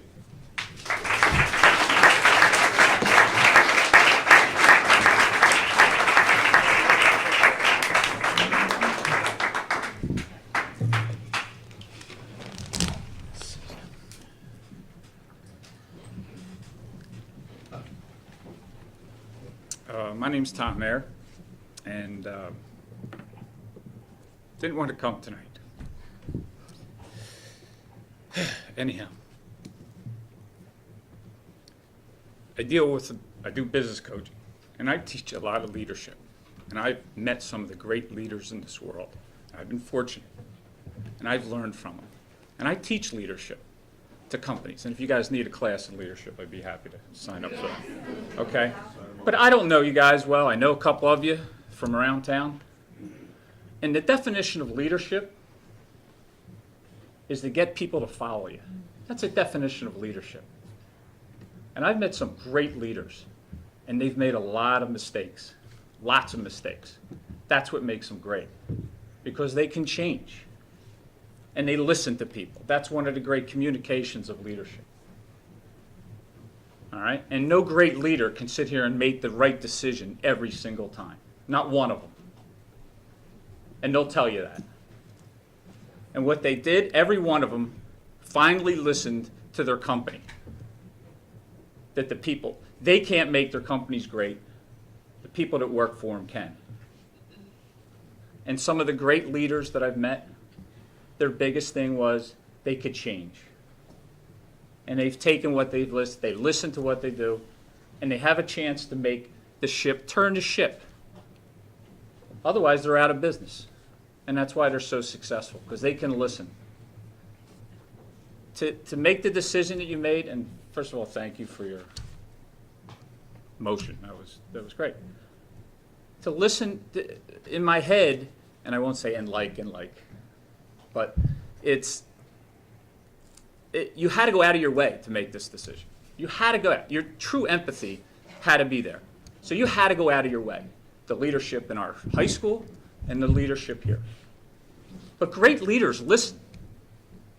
And they rally people. They get people to follow, not to be some obstinate thing that this is what I want. So you have a chance to be leaders.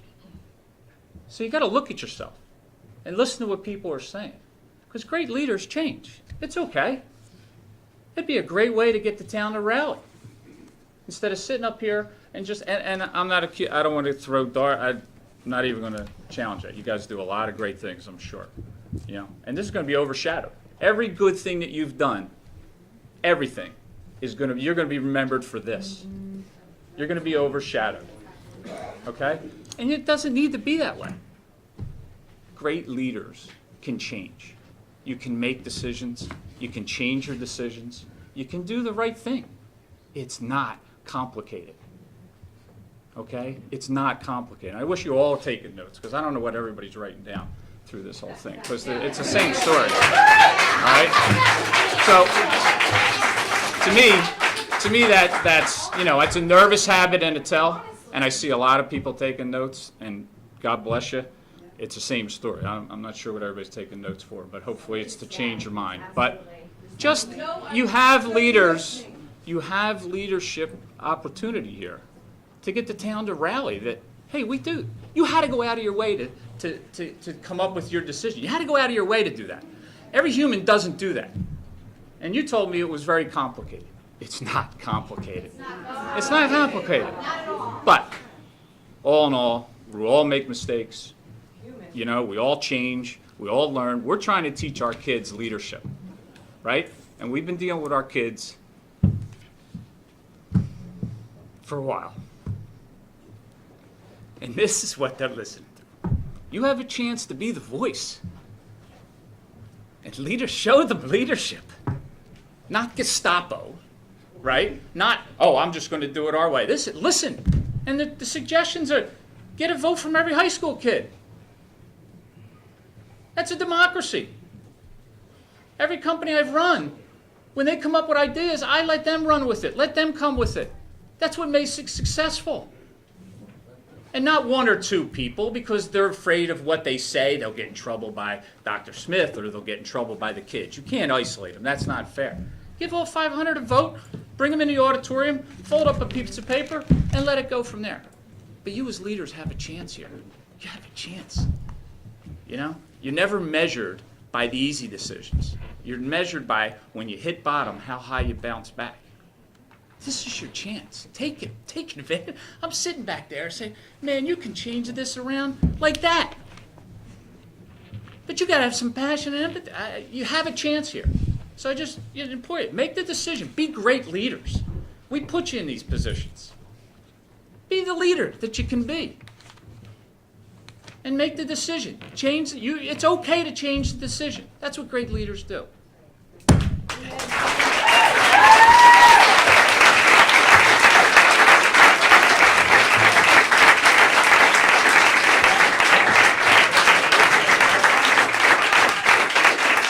anybody else care to address the board? Would anybody else care to address the board? Third and last call. Would anybody else care to address the board? I would just like to say, help us love you again. Do the right thing.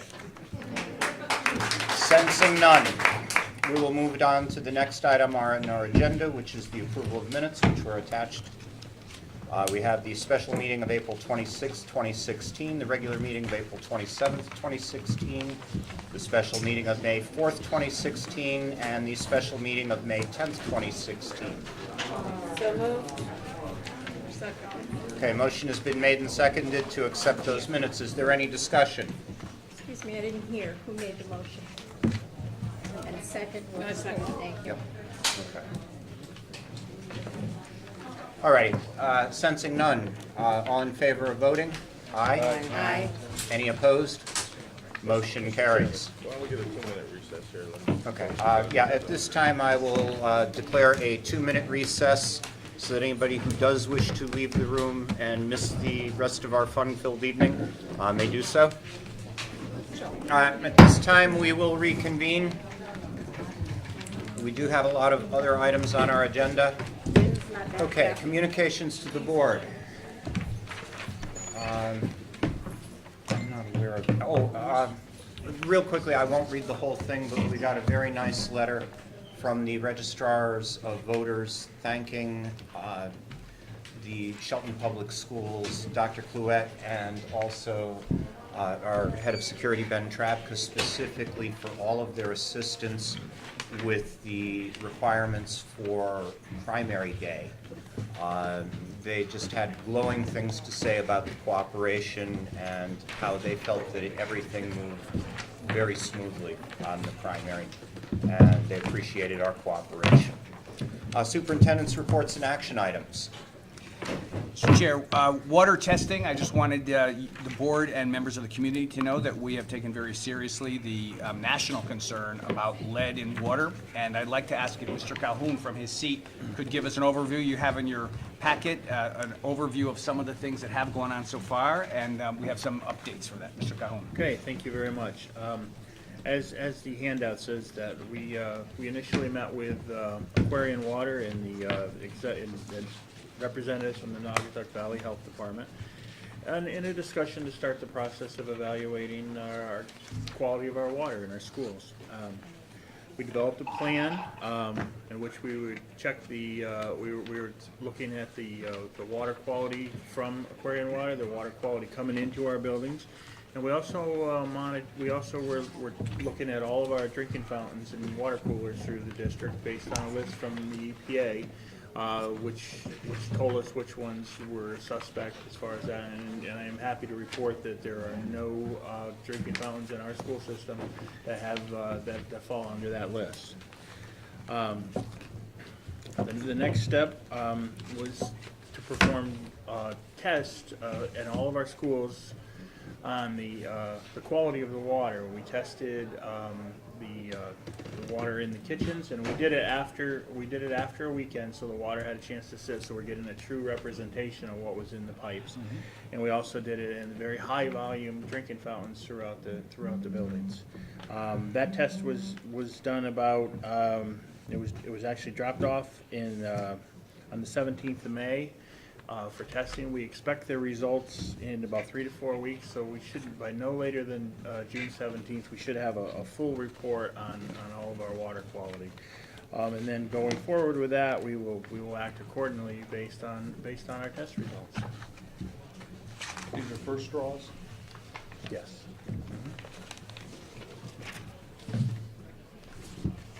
Very good. Thank you, Mr. Cohen. Any other questions? Okay.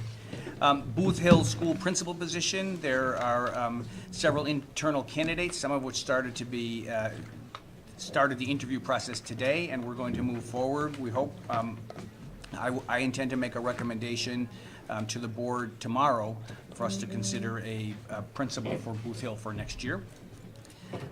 Interactive projectors, formerly known as Promethean boards, have working with the mayor and the aldermen, and of course our technology staff and our principals and teachers.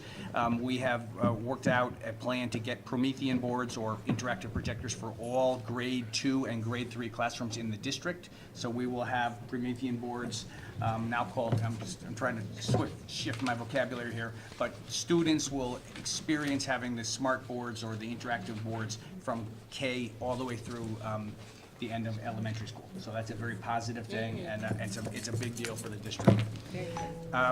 Connecticut Next Generation Accountability Standards, we will be organizing a full and detailed presentation for you either in June or over the summer, but we want to alert the board and members of the community that there's going to be a new way of rating schools, and it's something that I think you will find very interesting. It moves beyond just assessments and looks at, in addition to academic growth, a total of 12 indicators. You don't have to write this down because you're going to get all of this in a PowerPoint in detail, and we can talk about it in detail.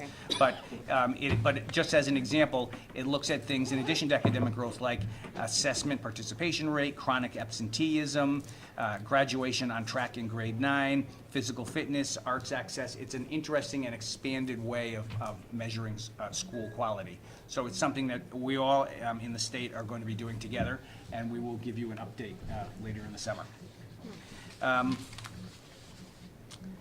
The Governor's Summer Reading Awards, we were very proud, and I am very proud to say that our Supervisor of Literacy, Vicki White, has done a fantastic job working with principals and teachers and students and their families ultimately. And there were very few schools in the entire state that were recognized at the governor, at the Capitol, by the governor and the Commissioner of Education, among others. And we had our middle school, SIS, which did a great job, was one of the few middle schools. It's one of 7 middle schools in the entire state of Connecticut, including middle schools from Farmington and Ellington and other places. And our high school, also a great tribute, and we were one of 3 high schools in the state of Connecticut to be recognized for the excellent reading progress. So I thank Vicki, and I thank the principals, and I thank the teachers and the parents. And finally, just want to let people know that we received word that we have some students that are going to represent Connecticut in the prestigious water science competition. Lauren Pawlowski and Courtney Litz, students at the high school, have been named state winners of the 2016 Stockholm Junior Water Prize competition. It's very prestigious. It says a lot about the work of our students and the work of our teachers, and I'm very proud of that. And that is all I have, Mr. Chair. I don't believe we had any field trips. Okay, board action items. Items to be presented for a vote. Consideration of the board to approve the revisions to policy 3000 that have sat for review. Would somebody care to make a motion? So moved. Second. Motion has been made and seconded. Is there any discussion? Sensing none. All in favor, aye? Aye. Any opposed? Motion carries. Consideration of the board to approve continued participation in Connecticut's Healthy Food Certification for the school year 2016 to 17, subject to the exceptions and exclusions in the agreement. So moved. Motion has been made. Is there a second? Second. Made and seconded. Any discussion? Sensing none. All in favor, aye? Aye. Any opposed? Motion carries. Consideration of the board to approve the revisions to policy series 4000 to sit for review until the next regular meeting of the Board of Education. So moved. Mr. Chairman. Second. Okay, motion has been made and seconded. Is there any discussion? Sensing none. All in favor? Aye. Any opposed? Motion carries unanimously. Consideration of the board to approve the revision to bylaw 9110, number of members, terms of office, oath of office, to sit review until the next regular meeting of the Board of Education. So moved. Second. Okay, motion is made and seconded. Any discussion? Yes. Okay. I just have a question. If we approve this now, does that mean we can't discuss it when it comes up again in the 9000 series? It could perhaps be discussed again in the 9000 series. It's up to the people that are on the policy committee discussing. Because I have a few questions. I don't It could know the information, that's Yeah. why I have the questions. And also, this is just to allow it to sit. There would also be an opportunity to discuss it at the next regular So meeting. we're not voting to approve the change? You're not voting to approve the change, you're voting to have the change sit until our next meeting when we would act on it. Bylaws, the process to change them is slow. And there's a policy meeting scheduled before the next board meeting. Can I just ask, because I'm involved with ad hoc, if you have specific questions, can I ask if you Sure. email them to me, please? Oh, So okay. Sure, I that got 'em when all I written get to down. this series, no, seriously. Okay. So that when I do get to the series, I can Okay, certainly. sure. Okay. This is points of information. But this series, the 9,000 series is not being covered before the next board meeting. Right. Right. Right. No. So we have We're time. The next series will be 6,000, I'll be working Right. on. Okay. 5,000 is presently with the policy committee that We has been want to stay presented. in order. Okay. Any We're further doing a good discussion? job the way we're doing it. Yes. Any further discussion? Sensing we're ready to vote, all in favor, aye? Aye. Any opposed? Motion carries unanimously.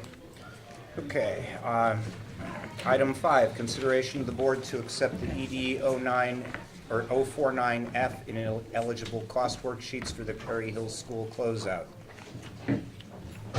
So Mr. Barone is available to us for any questions that you might have on, Okay. Via Skype, and we have Mr. Calhoun present as well. Okay, if we could have the motion made. Did you say item 5? Sorry? Would somebody care to make the motion? So moved, Mr. Chairman, for the purposes of discussion. Second? Motion has been made and seconded. Discussion. Dominic, if you would please give us the overview of this item. Can't hear you. We- it- No voice. Let's table it then. Where'd the techie go? Well, I can speak to this issue, yeah. Perhaps we could turn his microphone so that it faces the computer? I don't think it faces it. I don't think that's Yeah, the it issue, sounds like it whatever might be he's back got here. is Oh, on. okay. Actually, no, that mic is so he can hear us. Okay. There he is. There he is. Dominic, if you could give us the overview. This is on the, I can hear you. Real shaky. Requires to close out the project. 2 months ago, voted to accept the building as easement warrant committee is now filed with the state. This project is about to be regular. In about 2011, it was converted to a what's called a renovation project, and with the renovation status, a lot of more expenditures are going to be considered possibly eligible. So what we are going to do is file these forms with a letter asking them to waive all the ineligible costs. All right, how about if I give a summary? Start the process of closing this out. and getting Dominic? the whole effective date. Yes. Dominic, we're having trouble hearing you. I don't know what happened to our sound. I've been working with Mr. Barone on this, and I'd be happy to give a summary and answer any questions as best I can. So the EDO 49F is part of our work of finalizing and closing the Perry Hill project. I know that we voted as a board to accept the project, so that it continues to be in place. But this is now filing the paperwork to the state, which will allow the city then to recoup significant amounts of reimbursement. That won't happen until this gets filed. So this is the second step. First step was for the board to approve the building as accepted, which happened, and this is the next step, which allows us to complete the paperwork, which is ready to be sent up, so that we can officially have the project closed out. And as Dominic was saying, they do a review of ineligible costs. So that's when they actually look at the details, and that determines precisely how much money comes back to the city of Shelton from the state based on that. And we have a pretty good prediction of what that's going to be, so it's now just the details of that. And the ineligible costs will certainly come out of that original bond. Yes, Correct? yes, exactly. Not, just want to make sure. Yeah, but that's right, that's right, yeah. Yeah, so, Not out of this bucket. No, absolutely, it will come out of the original Okay, project cost. gotcha. And I would recommend that the board support this, because it expedites the Right, reimbursements to the city in the process, yes.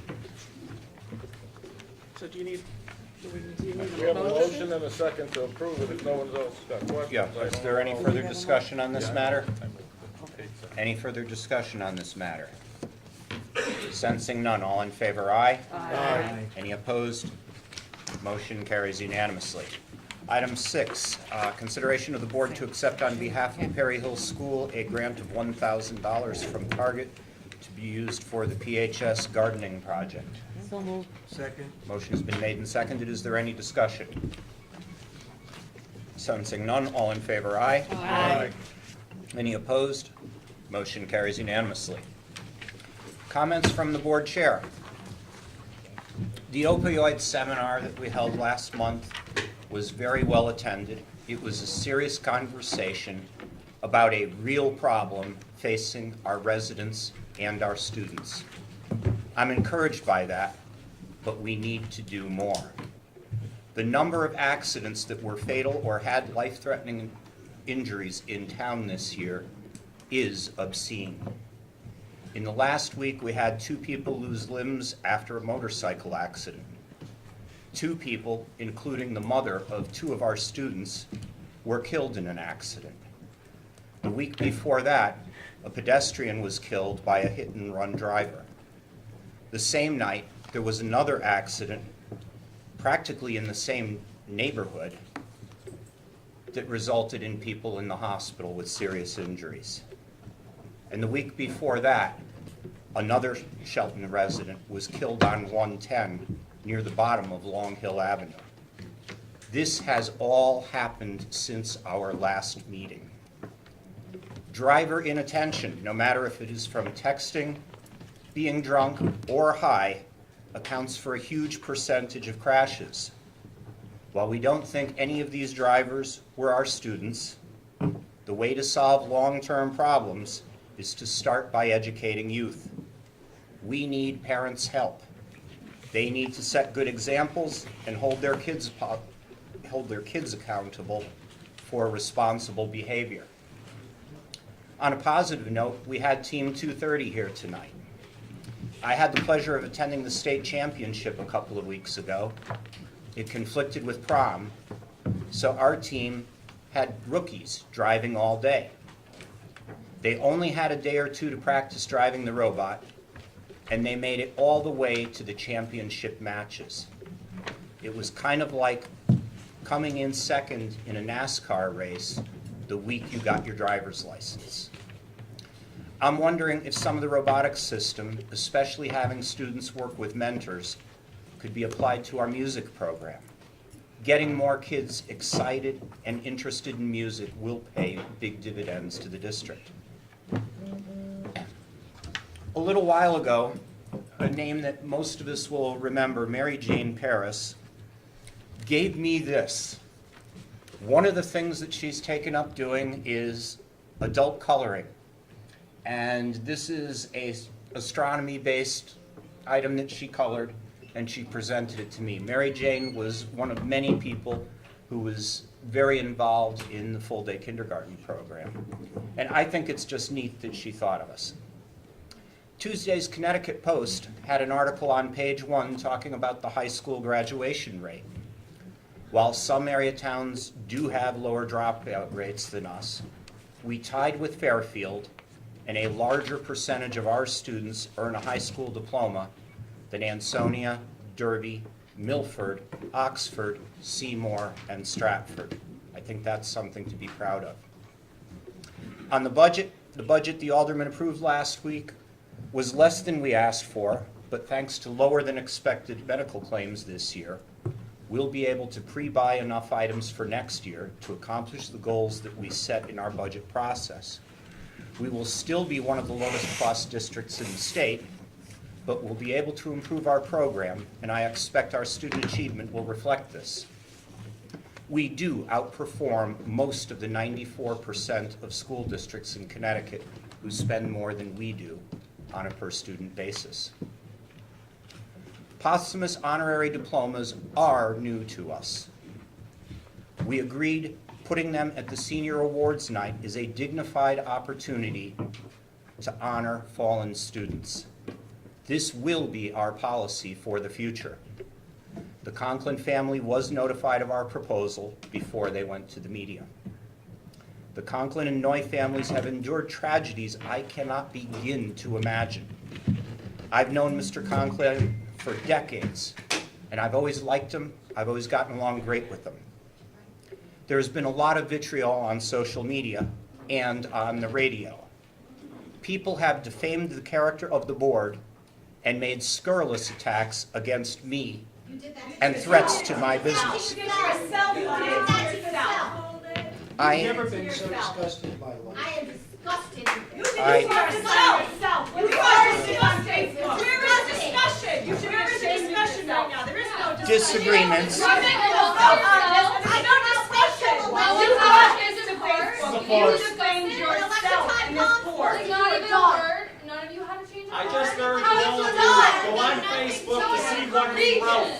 See wrote. what your reader is writing. So you all were judge and jury for this family, and then you want to email people who are going at you. I hope you sleep. You have no idea how hard people have worked for this family to make something right that you guys have really flubbered up. Charlie, I want you to say F-bomb on you, but I can't even. I'm too ethical. I'm too much class to lower myself to this disgraceful, shameful people that all of you are. It's the three of you who voted for the family. I thank you. I thank you. Excuse me. The family, the three of you. The rest of you are just a disgrace. And it's not done yet. It's not done yet. I'm ashamed It's of all not of you. done yet. You will all be not voted in next year. You are shameful. I God help all of you. Someday, we all have to go out of this world of life. We all die someday. And we face our God, whatever God you believe in. What's the matter? I want to know. I did the right thing for my family, my friends. And this Who I care about. Your own You lost a child.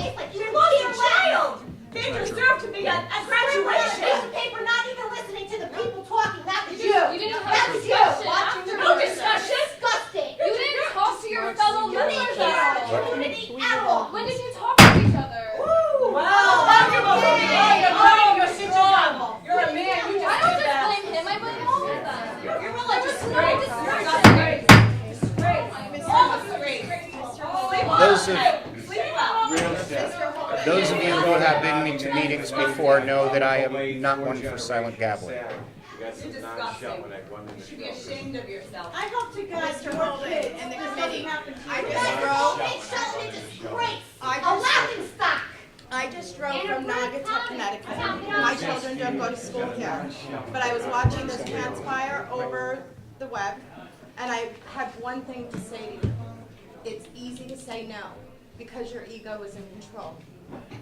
To suck it up and say yes, and do the right thing for love and for healing of this community and this family is what's best. Just to say yes and to allow them to have an honorary diploma. You need to heal this community. And the only way you're going to teach this class and the classes to come is to have compassion and forgiveness. This child's already paid the ultimate price. Don't make his family continue to do so. One wish, every single one of you have children or grandchildren. If it was your grandchild and you were asking for this, put yourself in that place. Take politics away from it. Take everything with your ego and set it aside. Your maternal and your paternal instincts. I'm going to clear the elephant in the room that nobody wants to talk about. Excuse me, but we're done with public comment. Okay, I didn't yell at you like the ladies, I will be respectful. And I never attacked you, sir, I've addressed you personally with respect each and every time. Your correspondence on the Shelton CT Mons, Mr. Holden, has escalated everything instead of calming it, which you have done previously. The full day kindergarten, thank you, okay? But what we're asking you guys is just, it's okay to say we change our mind. If you guys are worried about the message you're sending to the kids, because assuming perhaps they were drinking and things going on, all those kids that were at that party are all graduating. They're kids, they made a mistake. Let's teach the graduating class empathy, compassion. Let's teach them to be proud. All these people that left here, they were angry. They're embarrassed to be here. I'm not proud that my first instinct is to yell and not act respectful towards each and every one of you that are taking the time to hear us. But truly hear us. This would not have gotten this bad. And Mr. Holden, I appreciate you were trying to communicate with us and explain things, but it just seemed like There was no care. You were standing behind, well, this wasn't a president, or this has never happened, and what message are we sending to the kids? How about having our future generation lead this world with compassion, empathy, and the ability to say, hey, I was wrong. I will totally be your first defender to anybody on the Shelton CT Moms page. If you guys can possibly just change your mind, say his name 2 seconds. And I would be the first to start that campaign that, you know what, guys, they weren't going the way we wanted, but they changed their mind. Let's drop it. Okay, and that's it. Have a good evening. Our precedent, though, is that for the 80% of students who have not had the requirements met to graduate, that we did not do a diploma nor an honorary diploma. This is that 80% of students from 1980 through the class of 2015. Let's be leaders. Let's be leaders. So this is why we went into doing honorary diplomas for the future. Okay, but that's just it. It's an honorary diploma. We decided where they should be. I will finish my remarks by saying that disagreements are won by reasonable people, and we could use more of them in this issue. Have a good evening, everyone. Okay, reports of standing committees, Teaching and Learning Committee. Thank you, Mr. Chairman. The Teaching and Learning Committee did meet on Thursday, May 10th, at the Central Administrative Office. Due to the evening time, I'll briefly summarize the agenda item, which was the most important and the only agenda item, is one that was a presentation on course selection process and protocols at the Shelton High School done by Kathy Riddle. The whole purpose of the presentation was to inform the board members of what the protocol and selection process was and to bring us up to date. We talked about the course selection that starts early in the school year, new courses that are drafted if necessary, of which we've had a few, approval process at the high school level, and then the new courses are brought before the Teaching and Learning Committee. A master schedule is built, 8th grade parent night and student night, course selection process is in schedule, a master schedule is built, and then student schedules. Parents, counselors, and teachers are involved in the schedule changes. Infinite Campus has a scheduling wizard which reduces conflicts in schedules for individual students. We also talked about the AP, UConn, and the ECE courses. And again, Shelton High School expands the opportunity of all students to attend these higher level courses. Career pathways. Naviance portal is being fully used by our student population to investigate career pathways through Naviance activities, learning styles, career clusters, interest profiles, and so forth. Last but not least, we had a superintendent's report talking about on May 9th, the collaboration of community service entities presented a well-attended meeting of Opioids 101, and he also spoke to a group of JA presenters at the Perry Hill who spoke to the 5th and 6th graders in order to expose students to careers that they may progress through the school system. The district needs to look into or look at online learning to create a balanced approach to offering or rather a balanced approach to the offerings provided to our students. We did not have enough time, so we've tabled the Leadership Academy information until our next meeting. And also, during the chairman's comments for further discussion, according to the NESIAC report, enhance the offerings in the arts, a suggestion of the possibility for all students to take an instrumental course. And this is a topic that should be revisited in the future in order to add to our students' exposure to the arts. End of my report, sir. Okay. Finance Committee. Mr. Chairman, the Finance Committee met on, last Wednesday, 18th. And a big part of our conversation was with Caris Health. We listened to a presentation about a process of looking to reduce our healthcare costs in our covered groups. It was spirited, to say the least, and I think we're going to have a meeting just to have a conversation about that, and then we'll invite them back to make a further presentation. As far as action items, the committee recommends to the full board that the service account contract be increased by $200,000, that the replacement equipment line item account be increased by $4,126, that the equipment account be increased by $240,000, and all of this will come from the medical insurance account, where we're experiencing a fairly good year, totaling $444,126. Second. Motion has been made and seconded. Is there any discussion? Sensing none, all in favor, aye? Aye. Any opposed? Motion carries unanimously. Anything else? No, that's it. Okay. Okay, Policy Committee. Policy, we also met on May 10th, following teaching and learning. And in the action items, you already saw the products of our work, the Series 3000, the Series 4000, and the revisions to the bylaw 9110. In the interest of time and a meeting that was coming up after it because of lengthy discussions on those other items, we tabled for June, building use discussion and transportation of students to events and competitions by parents. June 14th is our next meeting, yes. Okay. All righty. Ad hoc Policy Committee. There really isn't anything that we're lacking on, we have already discussed. All righty. Let's see. Moving right along. Okay, reports of special committees, CES. Last month, we had basically two items on our agenda. One was the evaluation of our executive director, which we held, and then second of all, we approved next year's budget, which was in the amount of $47,597,365, which I might add is a 2.02% decrease. And over the year before, now unless there's something that happens as a result of the last legislative session, I can say that there will be, and I've already spoke with Dr. Collette about the fact that there will be no, again, for the 7th year, no tuition increase to the districts based on that budget, unless something happens. Okay. In Hartford.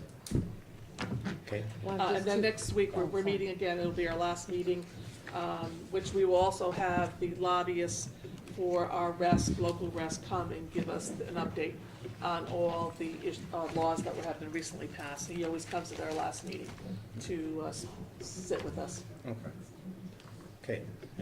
I just have two items, upcoming events for CADE. There is a collective bargaining workshop that will be held on June 7th in Middletown. There was also, they're asking us to save the date for the 6th annual CADE Summer Leadership Conference, which is to take place Tuesday, July 26th, and that will be in Old Sabo. Can I just say something? I don't know, it's mostly directed towards Dr. Ritter. I don't know if you received the email about the filling out for the credit for attending the national convention, so. Oh, okay, that's all right. Okay, you get your credits Okay. towards your, my CEUs. Okay. Thank you. Unfinished business, we have none. New business, we have none. For your information, we have the vacancy report, staff and stipend. Mr. Chairman? Yes. I guess I'm sitting here quite disturbed. When you say we have no unfinished business, and you made a statement that the way honorary diplomas are gonna be presented, and we have a policy. This board hasn't voted on any policy regarding the awarding of honorary diplomas. We haven't voted on when they will be done, if we'll even award them. We had a discussion in an executive session. And we agreed at that time that we We would craft a can't policy. agree in the executive session. We didn't take a vote. And this board, if we're going to be responsible, we need to make a decision. I personally, after thinking about it, a great I'm deal sorry, of- you're out of order. This is not on our agenda. So, okay. Enrollment highlights. I have Yes, Kathy. Okay, I just wanted to say that there are great things happening in our Shelton Public Schools. On April 27th, many of us went to see The Little Mermaid. They did a wonderful, outstanding job, and I just felt like I was on Broadway. And congratulations to Dr. Smith and the Drama Club and everybody that did what they did. It was outstanding. The scenery, fabulous. The work experience program at Shelton High School, well, Darlissa, I think Dr. Ritter and I attended, which was so nice to see these students receive recognition, and the businesses and schools that participated in helping our students. It was very heartwarming, and I'm very, Dr. Hanaway was there, and she did a great job introducing everyone, and kudos to you and your staff for that program. It's excellent. I don't know how many of us went to the Cornerstone project at Perry Hill. Did Michelle leave already? Yeah. Okay. Outstanding, those kids. I'll tell you, some of those things they blew me away, and I said, God, I don't ever remember being that smart when I was their age. So I learned a lot. And I always used to call Debbie Keller Dr. Keller because her mother wanted a doctor in the family. But anyways, your concert band and the chorus and the concert choir, fabulous. Kudos to you, to them. I was blown away by them, and I hope that we get to see more of that. And tomorrow is Red Nose Day at Long Hill School. I believe the students are all buying a red nose, Mrs. Santilli? Students and staff, and then the money goes to, it's affiliated with the Walgreens, right?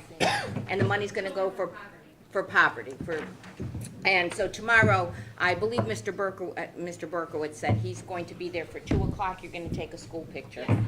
So bring your red nose. And anybody else, you can buy one too for $1. And that's it. You left something out. Well, you can do it. The book awards. We had the. Oh, that's right, I have it right book here. award ceremony. Look at it. But it was wonderful, wasn't it? Many of us attended it, and thank you. Thank you for all the good that you do. You do wonderful things, and we appreciate it. Okay, anybody else okay, Tom? I just have one other thing to say. I won't echo what Mrs. Yolis said, but I also attended the Mermaid Show. It was fantastic.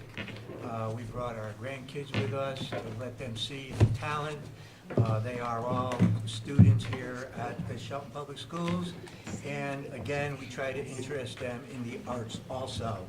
But on another note, I don't know if all of you read in the paper, I am highly active in the Barnum Festival, and dues go to Princess Catherine Arena of Shelton High School. She was nominated Princess for the Barnum Festival.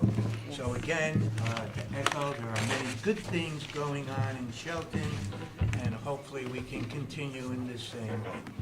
Thank you. Anyone else? I just wish there weren't so much going on during the day. Yeah, some of us do. When you retire, Kate, when you retire, That's you'll when have the good kids are things in to look school. forward to. Someday. But even if you don't retire. Okay, anybody else? Okay, I'll mention a couple of things. On the 9th, I had the pleasure of going to Long Hill School with my telescope, and I'm guessing about 400 kids got a chance to observe the Mercury transit of the sun. And it was an amazingly fun day for me. Some of the kids were a little bit shy about coming up to the telescope, and some of them stick their eye right into it. And most of them did actually get a chance to see it, which was terrific. We had our Lighthouse meeting, which I thought went particularly well on the 17th, and I appreciate the board's participation in that. The book awards were terrific, and also on the 19th, we had the mini grants, and I thought that was a wonderful thing, and getting an opportunity to see what our teachers are doing with small amounts of money that is kind of flexible for them to work with is really an impressive thing. The other thing is, last Friday I had the pleasure of attending the research symposium at Shelton High School. And 5 students presented their work and it was very impressive.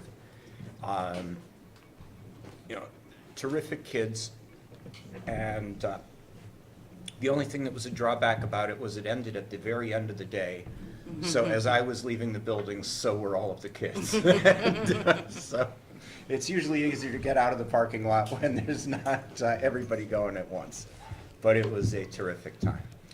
We have a lot coming up, and there will be a lot coming on over the summer. We'll be having our summer retreat, assuming that the state gets us SBAC tests, where we can review the performance of this past year and identify opportunities and problem areas that need to be addressed. Otherwise, I encourage everyone to have a wonderful evening, and I'll be seeing you actually tomorrow. So, okay, have a wonderful evening. tomorrow? Oh, we are adjourned. 5 o'clock.